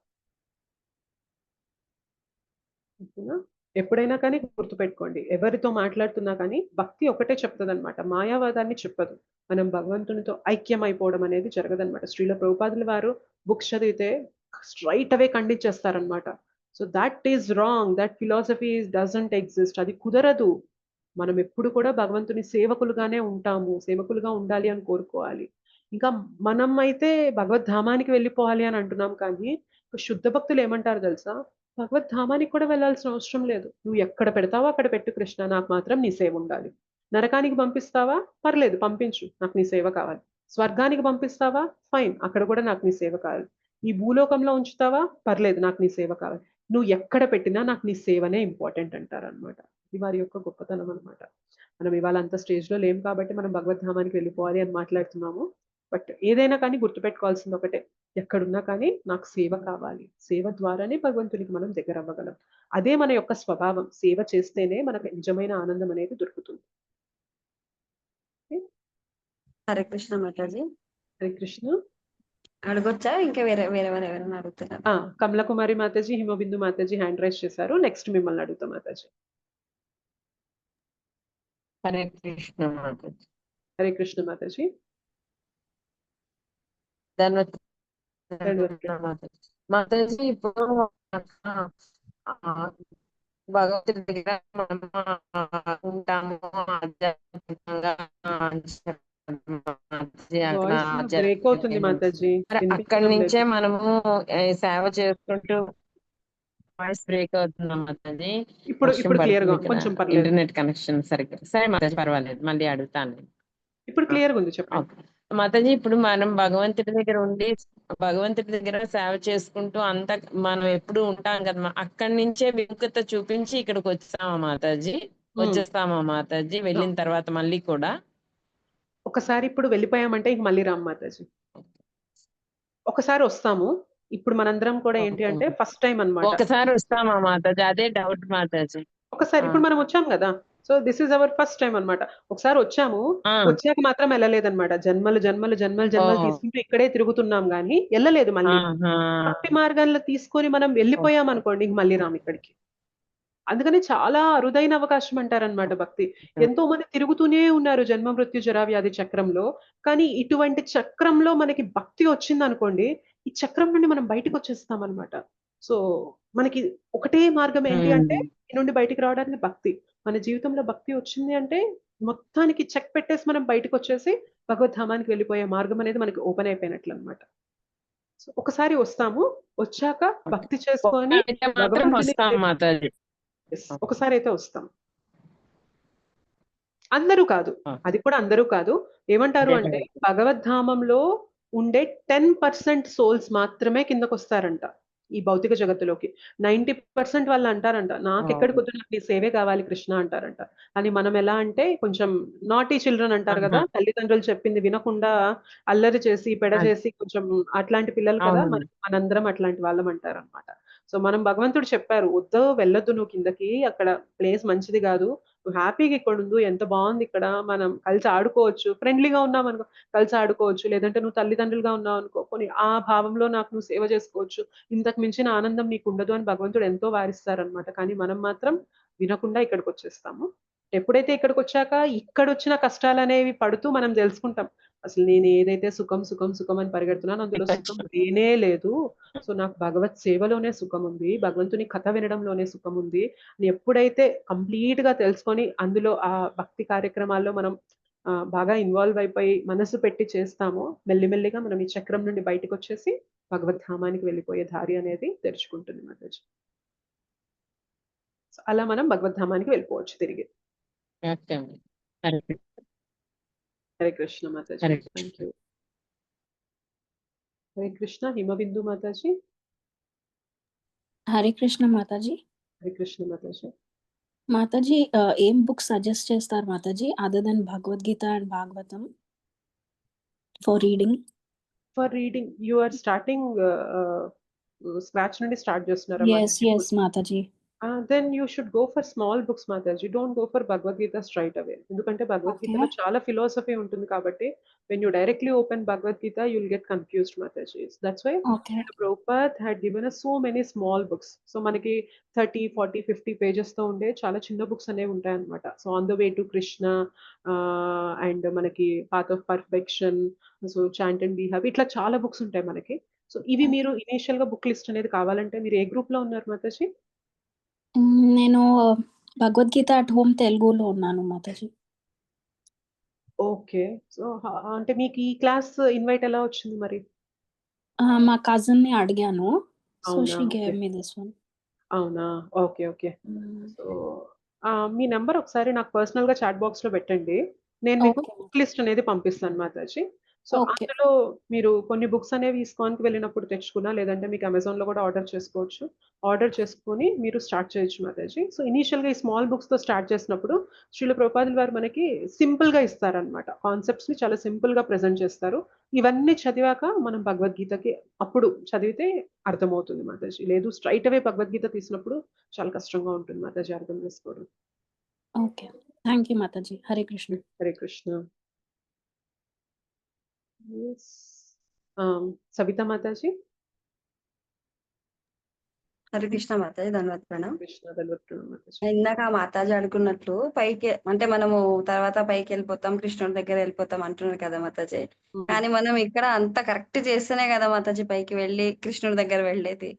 అసలు మనం కరెక్ట్ చేయకపోతే మళ్ళీ రిటర్న్ ఇక్కడనే వస్తామని నాకు అనిపిస్తుంది అట్లా. అంతే మాతాజీ. భక్తి అంటే కంప్లీట్ అవ్వాలి కదా. అంటే ఇప్పుడు మనం ఏదైతే చేస్తున్నామో కరెక్ట్ కాదు అని చెప్పడానికి కూడా లేదు, కానీ కంప్లీట్ కాదనమాట. అంటే మనకు తెలిసింది ఇన్కంప్లీట్. ఇప్పుడే మరి ఇంతలోనే మన లైఫ్ ఎంత ఉందో ముందు తెలియదు కదా, ఇంకా మన చేతిలో లేదు అది. ఇప్పుడు మనం ఎంత చేస్తున్నామో అది కూడా కరెక్ట్ ఉందో లేదో కూడా అది కూడా తెలియదు, నాకైతే తెలీదు. మరి ఎంత మనం ఎంత ఎట్లా అనుకోవాలి మళ్ళీ మనం రిటర్న్ రామనేసి? ఖచ్చితంగా వస్తామని నాకు అనిపిస్తుంది. అంటే మేబీ ఈ లైఫ్ టైంతో మనం భగవద్ధామానికి వెళ్ళిపోలేకపోవచ్చు, కానీ మనం తీసుకోవాల్సిన లైఫ్ టైమ్స్ అనేవి తగ్గిపోతాయి కదా. ఎందుకంటే భక్తి స్టార్ట్ చేసామంటే భగవంతుడు ఏం చేస్తారు అంటే నెక్స్ట్ లైఫ్ లో మళ్ళీ మనం ఎక్కడి దాకా అయితే ఆపామో అక్కడ నుండి కంటిన్యూ చేస్తారు. ఆ లైఫ్ టైం అయిపోయాక మళ్ళీ నెక్స్ట్ లైఫ్ టైంలో ఎక్కడి దాకా ఆపామో ముందు జన్మలో అక్కడ నుండి కంటిన్యూ చేస్తారు. సో అలా అలా మనం 100% భక్తి దాకా రీచ్ అయిపోయాం అనుకోండి, భగవద్ధామానికి వెళ్ళిపోతాం కదా. సో మేబీ ఈ జీవితంలో కాకపోయినప్పటికీ కూడా 4-5 జన్మలు, పోనీ 10 జన్మలు అట్లా తీసుకున్న తర్వాత అయినా కానీ వెళ్ళిపోతాం కదా. సో అలా మనం హోప్ఫుల్ గా ఉండాలి మాతాజీ. ఇంకా ఒకసారి I don't remember, Shri Chaitanya Mahaprabhu ఒకరికి చెప్తారంట. ఐ రిమెంబర్, నాకు ఇట్లా లైట్ గా గుర్తుంది, నేను చెప్పడానికి చూస్తాను. సో శ్రీ చైతన్య మహాప్రభు ఒకసారి ఒకరికి చెప్తారంట, నీకు 100 జన్మల తర్వాత 1000 జన్మల తర్వాతనో నీకు ముక్తి దొరుకుతుంది, అప్పటిదాకా నువ్వు ఇక్కడే ఉండాలి అని చెప్పినప్పుడు ఆయన ఒక్క క్షణం ఆలోచించి చాలా ఆనందంగా ఎగురుతారనమాట. అమ్మయ్య, 100 జన్మల తర్వాత నేను మళ్ళీ భగవద్ధామానికి వెళ్ళిపోతానా అని చెప్పి ఆయన చాలా హ్యాపీనెస్ వ్యక్తపరుస్తారనమాట. శ్రీ చైతన్య మహాప్రభు అది చూడగానే చాలా సంతోషించి లేదు లేదు నేను ఈ జన్మలోనే తీసుకెళ్ళిపోతాను అంటారనమాట. అయితే ఏదైతే మనకి విశ్వాసం ఉంది చూసారా, 100 జన్మల తర్వాత నాకు ముక్తి దొరుకుతుంది కదా, ఫైన్, నేను ఈ ప్రాసెస్ ని నేను కంటిన్యూ చేస్తాను అని చెప్పి ఏదైతే విశ్వాసం చూపిస్తామో ఆ విశ్వాసం దృఢపడే కొద్దీ మనకి తీసుకోవాల్సిన లైఫ్ టైమ్స్ కూడా తగ్గిపోతాయి అనమాట. ఎందుకంటే భగవంతుని కృప అనేది తోడైతుంది కాబట్టి 100 జన్మలు కూడా వద్దు, నేను ఈ జన్మలోనే తీసుకెళ్ళిపోతాను. ఆయన ఇంకా ఎగురుతూ ఉంటే ఈ జన్మలో కాదు ఇప్పుడే నేను తీసుకెళ్ళిపోతాను అంటారు అని చెప్పి నాకు అలా విన్నట్టు గుర్తుంది మాతాజీ. సో బేసిక్ గా మన విశ్వాసం మనకి ఏదైతే ఈ భక్తి మార్గంలో విశ్వాసాన్ని, సిన్సియారిటీని చూపిస్తూ ముందుకెళ్తామో ఆటోమేటిక్ గా మనం తీసుకోవాల్సిన జన్మలు అనేవి తగ్గిపోతాయి మాతాజీ.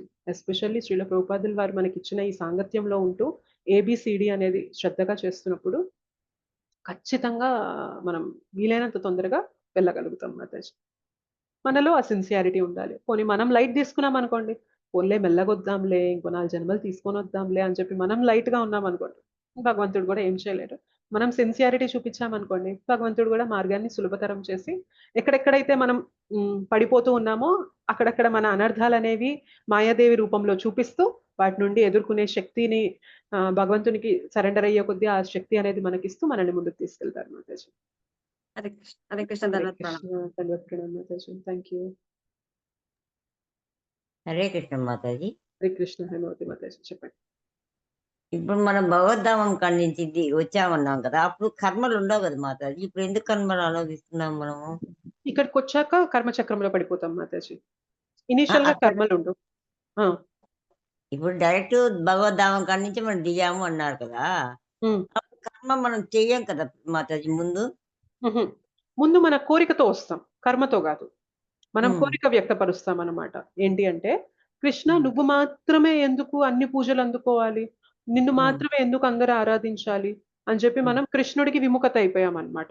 సో నేను కూడా కంట్రోల్ చేయాలి, నువ్వే అన్నిటిని కంట్రోల్ చేస్తున్నావు కదా, సో నేను కూడా కొన్నిటిని కంట్రోల్ చేయాలి అని చెప్పి అట్లా మనం కోరికలు ఎక్స్ప్రెస్ చేయడం వల్ల నేను కూడా ఎంజాయ్ అవ్వాలి, సో నన్ను కూడా అందరూ సేవించాలి, ఇట్లాంటి కోరికలు అనేవి చెప్పడం వల్ల భగవంతుడు చెప్తారు, ఈ ప్రపంచంలో అయితే అదంతా కుదరదు, నువ్వు ష్యూరా ఈ కోరిక నీకు తీరాల్సిందేనా అని అన్నప్పుడు, మనం చాలా మొండిగా నాకు ఈ కోరిక తీరాల్సిందే అన్నప్పుడు భగవంతుడు ఈ భౌతిక జగత్తులోకి పంపిస్తారనమాట. అందుకని ఇక్కడికి వచ్చాక మనం కొందరిని కంట్రోల్ చేస్తూ ఉంటాం, మన ఫ్యామిలీలో మన పిల్లలను, మన భర్తనో, భార్యనో, తల్లిదండ్రులను ఇట్లా మనం కంట్రోల్ చేయడానికి చూస్తూ ఉంటాము. ఇక్కడ మనం మనకి సేవల్ని తీసుకుంటూ ఎంజాయ్ చేయాలని చూస్తూ ఉంటాము. కానీ ఫైనల్ గా మనకు అర్థమైద్ది అనమాట, తిరిగి తిరిగి తిరిగి తిరిగి అర్థమైద్ది, అసలు ఇందులో ఆనందం లేదు, ఆనందం కోసం వెతుకుతున్నాను కానీ ఇంకా నేను దుఃఖాలు పాలవుతున్నాను, నేను ఎప్పుడైతే భగవంతునికి సేవ చేస్తున్నానో అప్పుడు నిజమైన ఆనందం దొరుకుతుంది అని ఏదైతే వద్దని కిందకొచ్చి మళ్ళీ ఇదే ఇందులోనే ఆనందం ఉందని తెలుసుకొని ఆ మార్గాన్ని పట్టుకుంటామో మళ్ళీ ఎక్కడి నుంచి వచ్చామో అక్కడికి వెళ్ళిపోతాం అనమాట. సో ఇనీషియల్ గా అయితే కర్మలు ఉండవు, కోరికతో వస్తాము. ఇక్కడికి వచ్చాక కర్మబంధనంలో చిక్కుకుంటాము. సో ఈ కర్మబంధనంలో చిక్కుకొని జన్మ తర్వాత జన్మ తీసుకుంటున్న విషయం అనేది తెలుసుకొని ఒక భగవద్భక్తుని కృపతో, గురువు కృపతో మనం అది తెలుసుకున్న తర్వాత మెల్లగా అకర్మ చేయడం అనేది మొదలుపెట్టి కర్మ చక్రం నుండి బయటికి వచ్చి భక్తి చేసుకుంటూ తిరిగి భగవద్ధామానికి వెళ్తాం మాతాజీ. హరే కృష్ణ మాతాజీ. అలా కాదు నేను అలా నువ్వు చెప్పింది ఇప్పుడు కరెక్ట్. అట్లా కాదు. ఇప్పుడు మనము భగవంతుడి కాడి నుంచి వచ్చాక కానీ మనము ఏమంటాము, ఏదైనా ఇప్పుడు మనకు కొంచెం కష్టం వచ్చిందనుకో, ఏ జన్మంలో చేసుకున్న కర్మ ఇప్పుడు అనుభవిస్తున్నాం అంటున్నాం కదా, భగవంతుడి కాడి నుంచి వచ్చినప్పుడు కర్మ లేదు కదా, అది అడుగుతున్నాను. భగవంతుడి నుండి వచ్చినప్పుడు కర్మ లేదు. భగవంతుడి నుండి వచ్చినప్పుడు కోరిక ఎక్స్ప్రెస్ చేసాం మనం. నాకు నీ నీ నీ సేవ కాకుండా నేను వెళ్ళిపోయి నేను సొంతగా ఎంజాయ్ చేయాలి అని చెప్పాము. చెప్పి కిందకొచ్చాక త్రిగుణాల ప్రభావంలో పడ్డాక మనం కర్మలు చేయడం మొదలు పెట్టాం.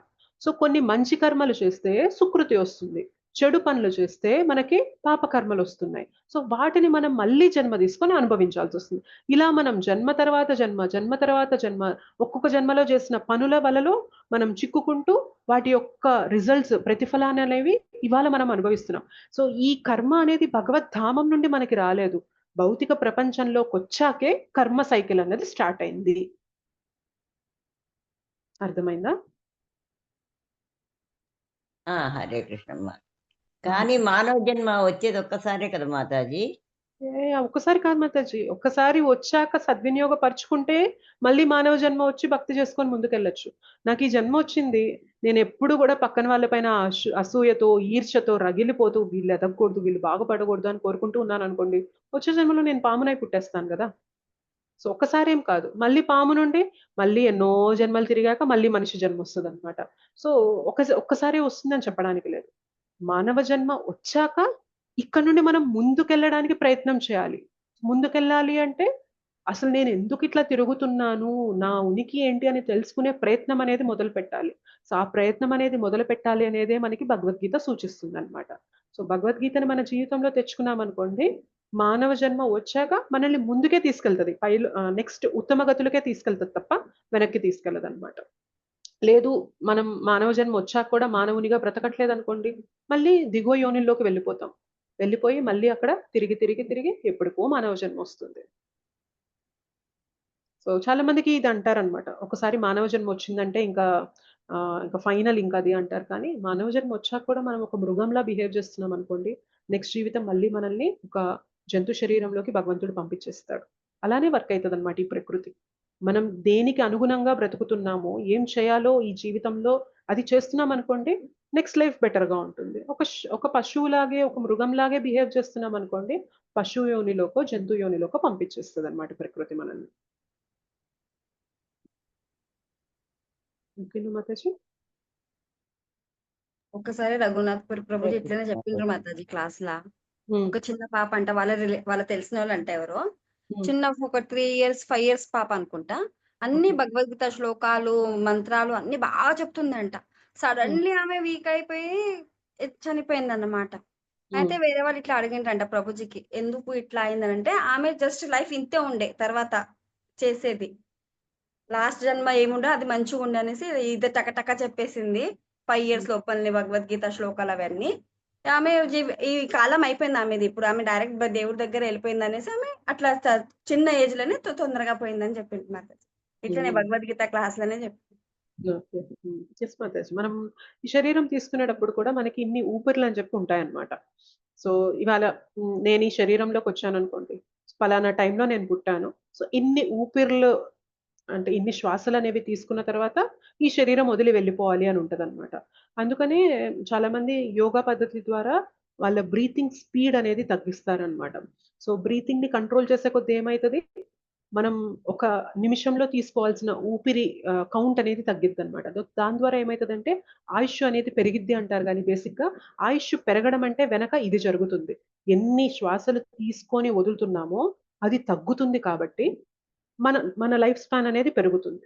అలా కాకుండా మనం ఎక్కువ టెన్షన్స్, ఎక్కువ ప్రెషర్స్ అనేది తీసుకుంటూ ఎక్కువ కోపాలు అనర్థాల్లో చిక్కుకుపోతూ ఉన్నాం అనుకోండి, ఊపిరి అనేది ఎక్కువ తీసుకుంటూ ఉంటాం అనమాట.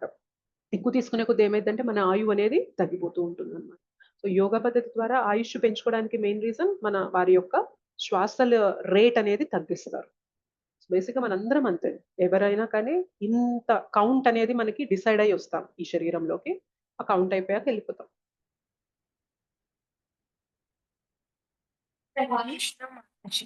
Hare Krishna Mataji. It was wonderful to hear your class. This is my first time hearing your class. Hari బోల్. నాకు ఒక పర్సనల్ క్వశ్చన్ ఉందన్నమాట. చెప్పండి. నాకు రీసెంట్ గా అమృత యూనివర్సిటీలో సీట్ వచ్చింది. లైక్ ఇక్కడ అడ్జస్ట్ అవ్వలేకపోతున్నాను. జస్ట్ పేరెంట్స్ ఏంటంటే లైక్ నువ్వు అడ్జస్ట్ అవ్వకపోతే వచ్చేయచ్చు. లైక్ హెల్ప్ నేను లైక్ జస్ట్ 2 hours 3 hours ఒక్కటే స్లీప్ వస్తుంది. లైక్ నేను ఒకవేళ చేంజ్ అవ్వాలా కాలేజ్, లైక్ ఇక్కడే ఉండి దీనికోసం ఫైట్ చేయాలి. మీ క్వశ్చన్ నాకు క్లియర్ గా అర్థం కాలేదు. మీకు అమృత కాలేజ్ లో సీట్ వచ్చింది, సో మీ పేరెంట్స్ ఏమన్నారు? లైక్ అంటే నాకు ఇక్కడ అడ్జస్ట్ అవ్వలేదు. ఈవెన్ హెల్త్ ఇష్యూస్ మాకు పెరుగుతూ వస్తున్నాయి అనమాట. లైక్ అసలు సైనస్ ఉండేది కాదు, ఇక్కడికి వచ్చి సైనస్ అనేది ట్రిగర్ అవుతుంది. Sinus, head aches. లైక్ నేనైతే క్లియర్ గా కాన్సన్ట్రేట్ చేయలేకపోతున్నా క్లాస్ లో. ఒకవేళ లైక్ ఇక్కడే ఉండి ఫైట్ చేయమంటారా, లేకపోతే నెక్స్ట్ స్టెప్ లైక్ వేరే కాలేజ్ చూసుకోమంటారా? యాక్చువల్లీ మీకు వచ్చిన హెల్త్ ఇష్యూకి it is better you take the guidance of some doctor Mataji. So మీరు ఒకసారి డాక్టర్ని కన్సల్ట్ అయినప్పుడు ఆయన చెప్తారు దిస్ ఇస్ టెంపరీనా లేకపోతే ఏంటి, ఇది అగ్రివేట్ అవుతుందా ఈ క్లైమేట్కి మీకు. సో బాడీ టైప్స్ని బట్టి కూడా ఉంటుంది కదా, సో దాన్ని బట్టి you have to take decision. So ఇనీషియల్గా రాగానే మనకి కొత్త ప్లేస్లో కొంచెం డిస్టర్బెన్స్ అవుతుంది, but over a period of time కొంచెం సెటిల్ అవుతాం కదా, ఆ ఎన్విరాన్మెంట్ అనేది మనకి సెట్ అవుతుంది మన బాడీకి, ఆ తర్వాత కొంచెం స్టేబుల్ అవుతాం. So if you have given that sufficient time to get adjusted yourself in that environment, then you may try for other options. లేదు ఇమీడియట్ గా నేను వచ్చాను 1 week 10 days అయింది, నాకు హెల్త్ బాగాలేదు అని అంత హడావిడిగా డెసిషన్ తీసుకుంటే maybe you might regret later. So you have to think and take some physician guidance అనేది తీసుకొని మీరు. సో ఇట్లా నేను హెల్త్ ప్రాబ్లమ్స్ అనేవి ఫేస్ చేస్తున్నాను, సైనస్ అనేది నాకు ట్రిగ్గర్ అయింది, సో దీనికైనా సొల్యూషన్ ఉందా? మీరు ఈ ప్లేస్ నుండి వెళ్ళిపోయిన తర్వాత రేపొద్దున ఇంకొక కాలేజ్లోకి వెళ్ళిపోయిన తర్వాత కూడా అక్కడ కూడా ట్రిగ్గర్ అవ్వచ్చు కదా, వీ నెవర్ నో, ఎందుకంటే ఆ సిచ్యువేషన్ ఆ క్లైమేట్ని బట్టి. సో ఇక్కడ మీరు కొంచెం మెడికల్ అసిస్టెన్స్ తీసుకొని అది సాల్వ్ చేసుకొని మీ ఎడ్యుకేషన్ అనేది కంటిన్యూ చేయండి కదా. ఒకవేళ అది కుదరడం లేదు ఈ ప్లేస్తోనే ప్రాబ్లం మీకు అంటే then you can decide. But for now, you have to try for other alternatives also, kada, because you have already got admitted into this college. Actually, నేను ఎప్పుడైతే ఈ కాలేజ్ లో అడుగు పెట్టాను, like I don't know why I was crying continuously. I don't know, there is no any reason I was like crying daily. I don't know, like that's bothering me. I don't know what's the reason behind that. Sometimes it's just our mind's game, Mataji. So maybe you are experiencing this for the first time, that you are staying away from your parents and you are homesick. Is that the case? No, Mataji, it's like third time I'm staying in hostel, but I don't know, this place is something giving me negative vibes. I don't know. Okay. Even I couldn't able to chant properly. I used to chant 16 rounds, but okay, I couldn't able to even chant 8 rounds. I don't know what's the reason. Like I was like getting negative thoughts in my mind. Okay, you are having a bad association there? No, I don't know. Like everybody were like connecting to the people who are like very talkative and everything. I was like very silent. Okay. And I couldn't able to connect very quickly with the people. Okay. But this challenge you might have to face when you even shift your college, right? There is no guarantee that you will get a right place where everyone would be very amicable to you, so very friendly atmosphere would be there. We cannot say that, right? There is no guarantee. So better try your ways to adjust here and try to see why I'm not chanting 16 rounds, because since you're saying every day you're chanting 16 rounds, what is stopping me from chanting 16 rounds? Let me chant my 16 rounds. 16 rounds chant చేసినప్పుడు you'll get the strength, Mataji. భగవంతుడు మనకి ఆ support అనేది ఇస్తారనమాట. మన డేలో ఎలా వచ్చే ప్రాబ్లమ్స్ని ఓవర్కమ్ చేయాలి, మాయా ఇంపాక్ట్ని ఎలా తట్టుకొని నిలబడగలగాలి అనే స్ట్రెంగ్త్ అనేది మనకి చాంటింగ్ నుండే వస్తుంది అనమాట. So don't give up on chanting. Try to chant as better as you can. And you will get guidance Mataji. ఎవరితో మీరు అసోసియేట్ అయితే, ఎవరితో ఫ్రెండ్లీగా ఉంటే మీరు బాగుంటారు అనే గైడెన్స్ అనేది భగవంతుడు ఇస్తూ ఉంటారు. So do what best you can. Health wise you go and consult a doctor, and spiritual wise you never leave your chanting. Chant as best as possible. ఈ రెండు ఫాలో అవుతూ ఉండండి. కొంత టైం గడిచే కొద్దీ maybe you might get a better clarity what to do అనేది మీకు అర్థమవుతుంది. Thank you so much for the wonderful information. Mataji, ఏమన్నా మార్నింగ్ చాంటింగ్ సెషన్స్ ఏమైనా కండక్ట్ చేస్తుందా? Right now we are conducting only japa session, Mataji. So morning one round chanting ayapayaka, there is a japa class going on, that is also on Bhagavad Gita. And japa session 1 inkokati అందులో శ్రీమద్ భాగవతం అనేది చెప్తున్నారు. So chanting session అనేది exclusive గా అయితే ఏం conduct చేయడం లేదు Mataji. Not sure. Japa session 1 లో 16 రౌండ్స్ జరుగుతున్నాయండి. 16 అని కాదు కానీ మార్నింగ్ 4:30 నుంచి అది 6 వరకు జరుగుతూనే ఉంటాయి. Okay fine. నేను 5 కి వెళ్తాను జనరల్ గా. అప్పుడు ముందరంటే ముందరే శీలా మాతాజీ 5 కి వస్తారు. Okay fine. So there is one జపా సెషన్ మాతాజీ where you can join at 4:30 నుంచి అక్కడ చాంటింగ్ అనేది జరుగుతూ ఉంటుంది. So you can connect to that Zoom ID. మీరు ఆ మీటింగ్ లో జాయిన్ అయిపోయి you can chant. So till 6:30 you'll have chanting, and 6:30 I think class start అవుతుంది. ఇంకా లింక్ ఎలా జాయిన్ అవ్వాలి మాతాజీ? లింకా మీ నెంబర్ నాకు పంపిస్తారా చాట్ లో? I will add you to one of the japa sessions. Japa session link add చేస్తాను. Thank you so much for the wonderful guidance. Thank you so much Hare Mataji. Krishna Mataji. Hare Krishna. 4:30 ఉంటుంది కానీ మాతాజీ ఒకళ్ళిద్దరే ఉంటారు. 5 కి అయితే శీలా మాతాజీ 5 కి అటెండ్ అవుతారు. అప్పటి నుంచి ఉంటారు ఆవిడ. Okay Mataji. Thank you. Hare Krishna. Hare Krishna. ఇంకేమైనా క్వశ్చన్స్ ఉన్నాయా?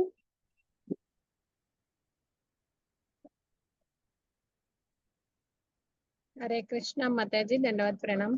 హరే కృష్ణ, ధన్యవాద్ ప్రణామ్ మాతాజీ.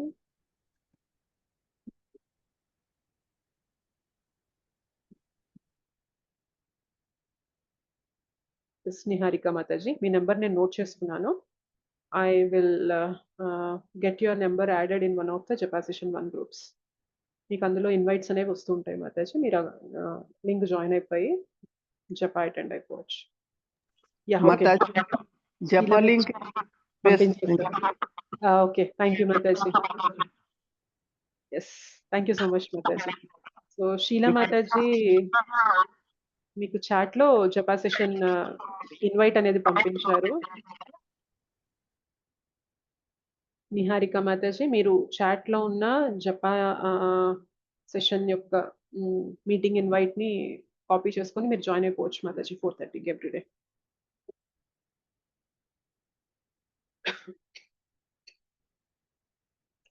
ఇంకేం క్వశ్చన్స్ లేవు అంటే let us close the class.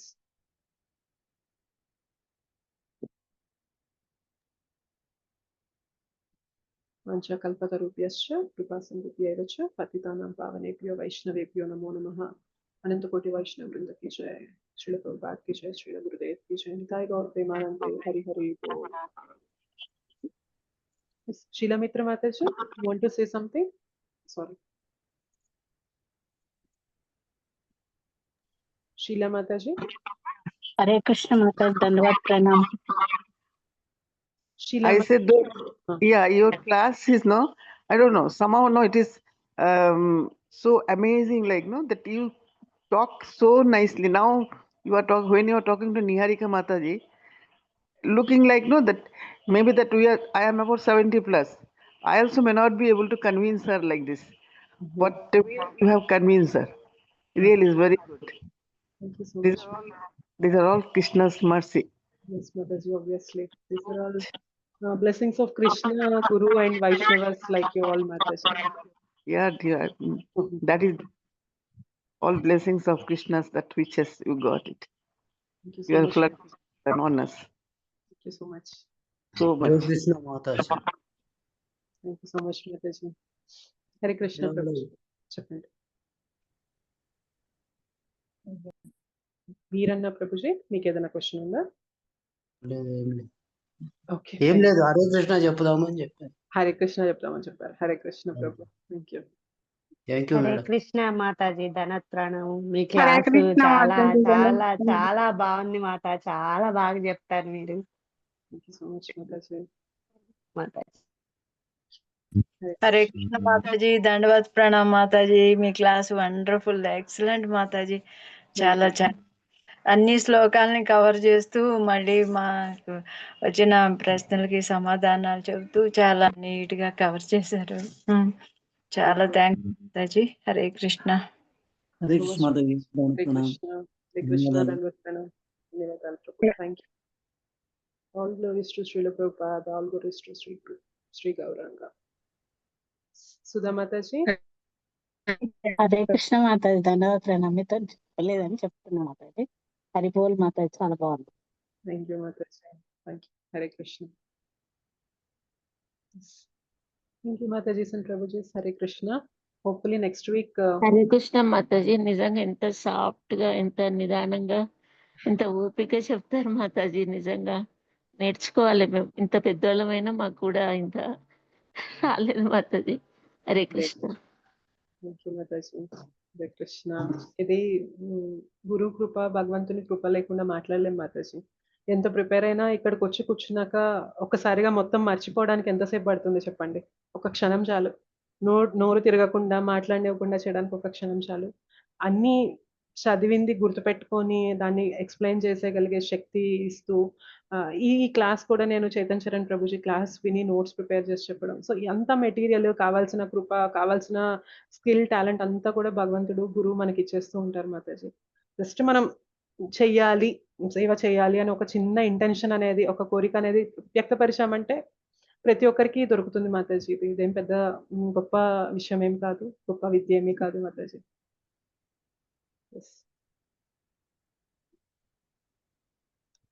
చెప్పాలని కృష్ణ గురు కృప ఉంటేనే మాకు కూడా దొరుకుతుంది మాతాజీ. నిజంగా కూడా లేదు మాతాజీ, దొరుకుతుంది మాతాజీ. మనం చెప్పాలి అని మీరు సిన్సియర్ గా అడగండి, గురువు కృప ఇచ్చేస్తారు మాతాజీ. ఏముండదు. అంటే నాకు చెప్పాలని ఉంది కృష్ణ నీ గురించి అని చెప్పి, నాకు చెప్పే అర్హతను నాకు ఇవ్వండి గురువు మహారాజ్ అని గురువుని మనం కోరుకున్నప్పుడు ఆ కృప అనేది మనకి ఇస్తారు మాతాజీ. అందులో స్పెషల్ గా ఇంకేం లేదు మాతాజీ. అంతే. ఒకసారి అయితే నేను కూడా కృష్ణను, గురువు గారిని ప్రేయర్ చేసుకుంటా మాతాజీ. చూద్దాం.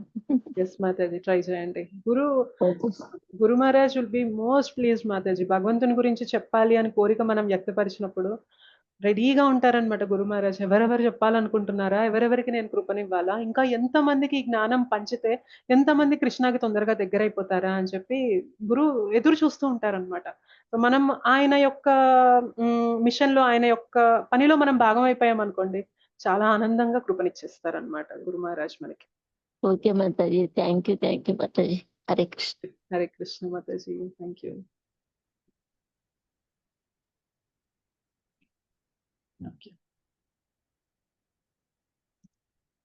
Thank you Mataji and Prabhuji. Hare Krishna. చెప్పండి. నేను లేట్ గా జాయిన్ అయినా మీ క్లాస్ ఏం లేదు, పనిలో పడి. మీరు యూట్యూబ్ లో పెట్టండి మాతాజీ, రేపు వింటాను. యూట్యూబ్ లో అప్లోడ్ చేస్తాం మాతాజీ. ఇది మీకు నైట్ లోపు పంపిస్తాను లింక్ అనేది. మాతాజీ రేపు ఏకాదశి గురువులందరూ వస్తారు క్లాస్ లోకి అన్నారు. ఏ క్లాస్ లో మాతాజీ? మీకు అన్ని గ్రూప్స్ లో కూడా పంపించాం మాతాజీ. సో రేపు జనరల్ గా జపా సెషన్ 1, జపా సెషన్ 2 అనేది సపరేట్ గా లేకుండా అందరికి కూడా ఒకటే మీటింగ్ ఉంటుంది ఏకాదశి రోజు. సో ఆ ఇన్వైట్స్ అనేవి మీకు జపా సెషన్ 2 గ్రూప్స్ లో, గీతామృతం INU వీటన్నిటిలో పంపించాము. ఒకసారి చెక్ చేయండి. రేపు అందరం కలిసి ఒకే జపా సెషన్ లో జాయిన్ అవుదాం. ధన్యవాదాలు. చాలా చాలా హ్యాపీ, సంతోషం. ఓకే మాతాజీ, ధన్యవాదాలు. భరత్ భూషణ్ ప్రభుజీ మనకి చాట్ బాక్స్ లో పెట్టారు రేపటి ఇన్వైట్ కూడా. అన్నిట్ల గ్రూప్ లో, అన్ని గ్రూప్స్ లో కూడా వచ్చాయి. Kamika Ekadashi, correct. Kamika Ekadashi. Okay. Hare Krishna. Hare Krishna. Thank you Mataji and Prabhuji. మళ్ళీ మనం నెక్స్ట్ వీక్ ఒకవేళ ప్రభుజీ కుదిరితే ప్రభుజీ క్లాస్ తీసుకుంటారు, లేదు అంటే మనం కంటిన్యూ చేద్దాం. ఫస్ట్ దాకా మొన్న ఫ్రైడే రోజు చేసినాం కదా మాతాజీ, మళ్ళీ రిపీట్ అని చేశారు మాతాజీ. ఫ్రైడే వేరే క్లాస్ మాతాజీ, ఫ్రైడే 108 ఇంపార్టెంట్ శ్లోకాసే. యాక్చువల్ గా ఆ క్లాస్ నేను తీసుకోవాలి. ఇది ప్రభుజీ క్లాస్. ప్రభుజీకి వాళ్ళ హుజూర్ నగర్ లో ప్రభుజీది అక్కడ మీటింగ్ ఉండడం వల్ల అటు వెళ్ళారు, అందుకని కుదరలేదని నేను తీసుకుంటున్నాను క్లాస్. సో ఇది వేరు అది వేరు అనమాట. కానీ రెండు నేనే చెప్పాల్సి వచ్చి మీకు. And more over last class లో మనం 2.7 డిస్కస్ చేస్తాం. ఇవాళ కూడా అక్కడే ఉండేసరికి కొంతమంది కొంచెం కన్ఫ్యూజ్ అయినట్లున్నారు. బట్ ఆ క్లాస్ వేరు, ఈ క్లాస్ వేరు. రిపీట్ అవుతుందని మళ్ళీ చెప్పారా అన్నట్టుగా నేను డౌట్. లేదు మాతాజీ. ఓకే ఓకే, అర్థమైంది మాతాజీ. అది 108, ఇది 2వ అధ్యాయం. ఇది మనం మొత్తం 700 శ్లోకాలు డిస్కస్ చేసే క్లాస్. ఓకేనా? Thank you Mataji. ఏకాదశి శుభాకాంక్షలు మాతాజీలందరికీ. హరి బోల్ అందరికీ కూడా. అందరికీ మాతాజీ, హరి బోల్ Mataji for the wonderful. Hare Krishna Mataji, advance Ekadashi. అందరికీ కూడా ఏకాదశి శుభాకాంక్షలు. ఏకాదశి రోజు రౌండ్స్ అనేవి పెంచడం అనేది మంచి విషయమే. దాంతో పాటు ఇంకొంచెం శ్రద్ధని కూడా పెంచి మనం కృష్ణకి ఇంకా మంచిగా కనెక్ట్ అవ్వడానికి మనం చేసే రౌండ్స్ లోనే కృష్ణతో ఇంకా ఎక్కువ కనెక్ట్ అయ్యేలాగా చేద్దాము. కృష్ణ గురు అందరూ కూడా ప్లీజ్ అవుతారు అనమాట. సో చక్కగా మనం ఇంటెన్సిటీ, ఆ కనెక్షన్ అనేది పెట్టుకొని ఆ నామాన్ని ఓకే పేరు కోసం రౌండ్స్ కోసం చేస్తున్నానన్న ఇది పెట్టుకోకుండా, నామంతో ఉన్నప్పుడు నేను కృష్ణతో ఉన్నాను, హరే కృష్ణ అంటున్నప్పుడు కృష్ణ నాతో ఉన్నారు, ఆ నామాన్ని నేను చెవులారా విన్నప్పుడే కృష్ణ నా మనసులోకి వెళ్తారు అని అంత ఆ భావాన్ని మనం వ్యక్తపరుస్తూ నామాన్ని చక్కగా జపించినప్పుడు నిజంగా ఏకాదశి రోజు, ఏకాదశి అంటేనే అర్థం ఏంటి అంటే మనం మన ఇంద్రియాలన్నిటితో కూడా భగవంతునికి దగ్గరగా ఉండడం అనమాట. దాంట్లో చేయాల్సిన మొట్టమొదటి పని ఏంటి అంటే జపాన్ని చక్కగా సిన్సియర్ గా ఇంటెన్స్ గా చేయండి. ఎవరెవరైతే 16 రౌండ్స్ చేయడం లేదో వాళ్ళు ఒక్కొక్క ఏకాదశికి ఒక్కొక్క మాల పెంచుదామని చెప్పి అనుకుంటాం కాబట్టి రేపు ఇంకొక మాల, మీరు ఏవైతే 7 రౌండ్స్ చేస్తున్నారు అనుకోండి 8 చేయండి, 8 చేస్తున్నారు అనుకోండి 9 చేయడం స్టార్ట్ చేయండి రేపటి నుంచి. సో అలా మనం అడ్వాన్స్ అవ్వచ్చు ముందుకి. ఓకే,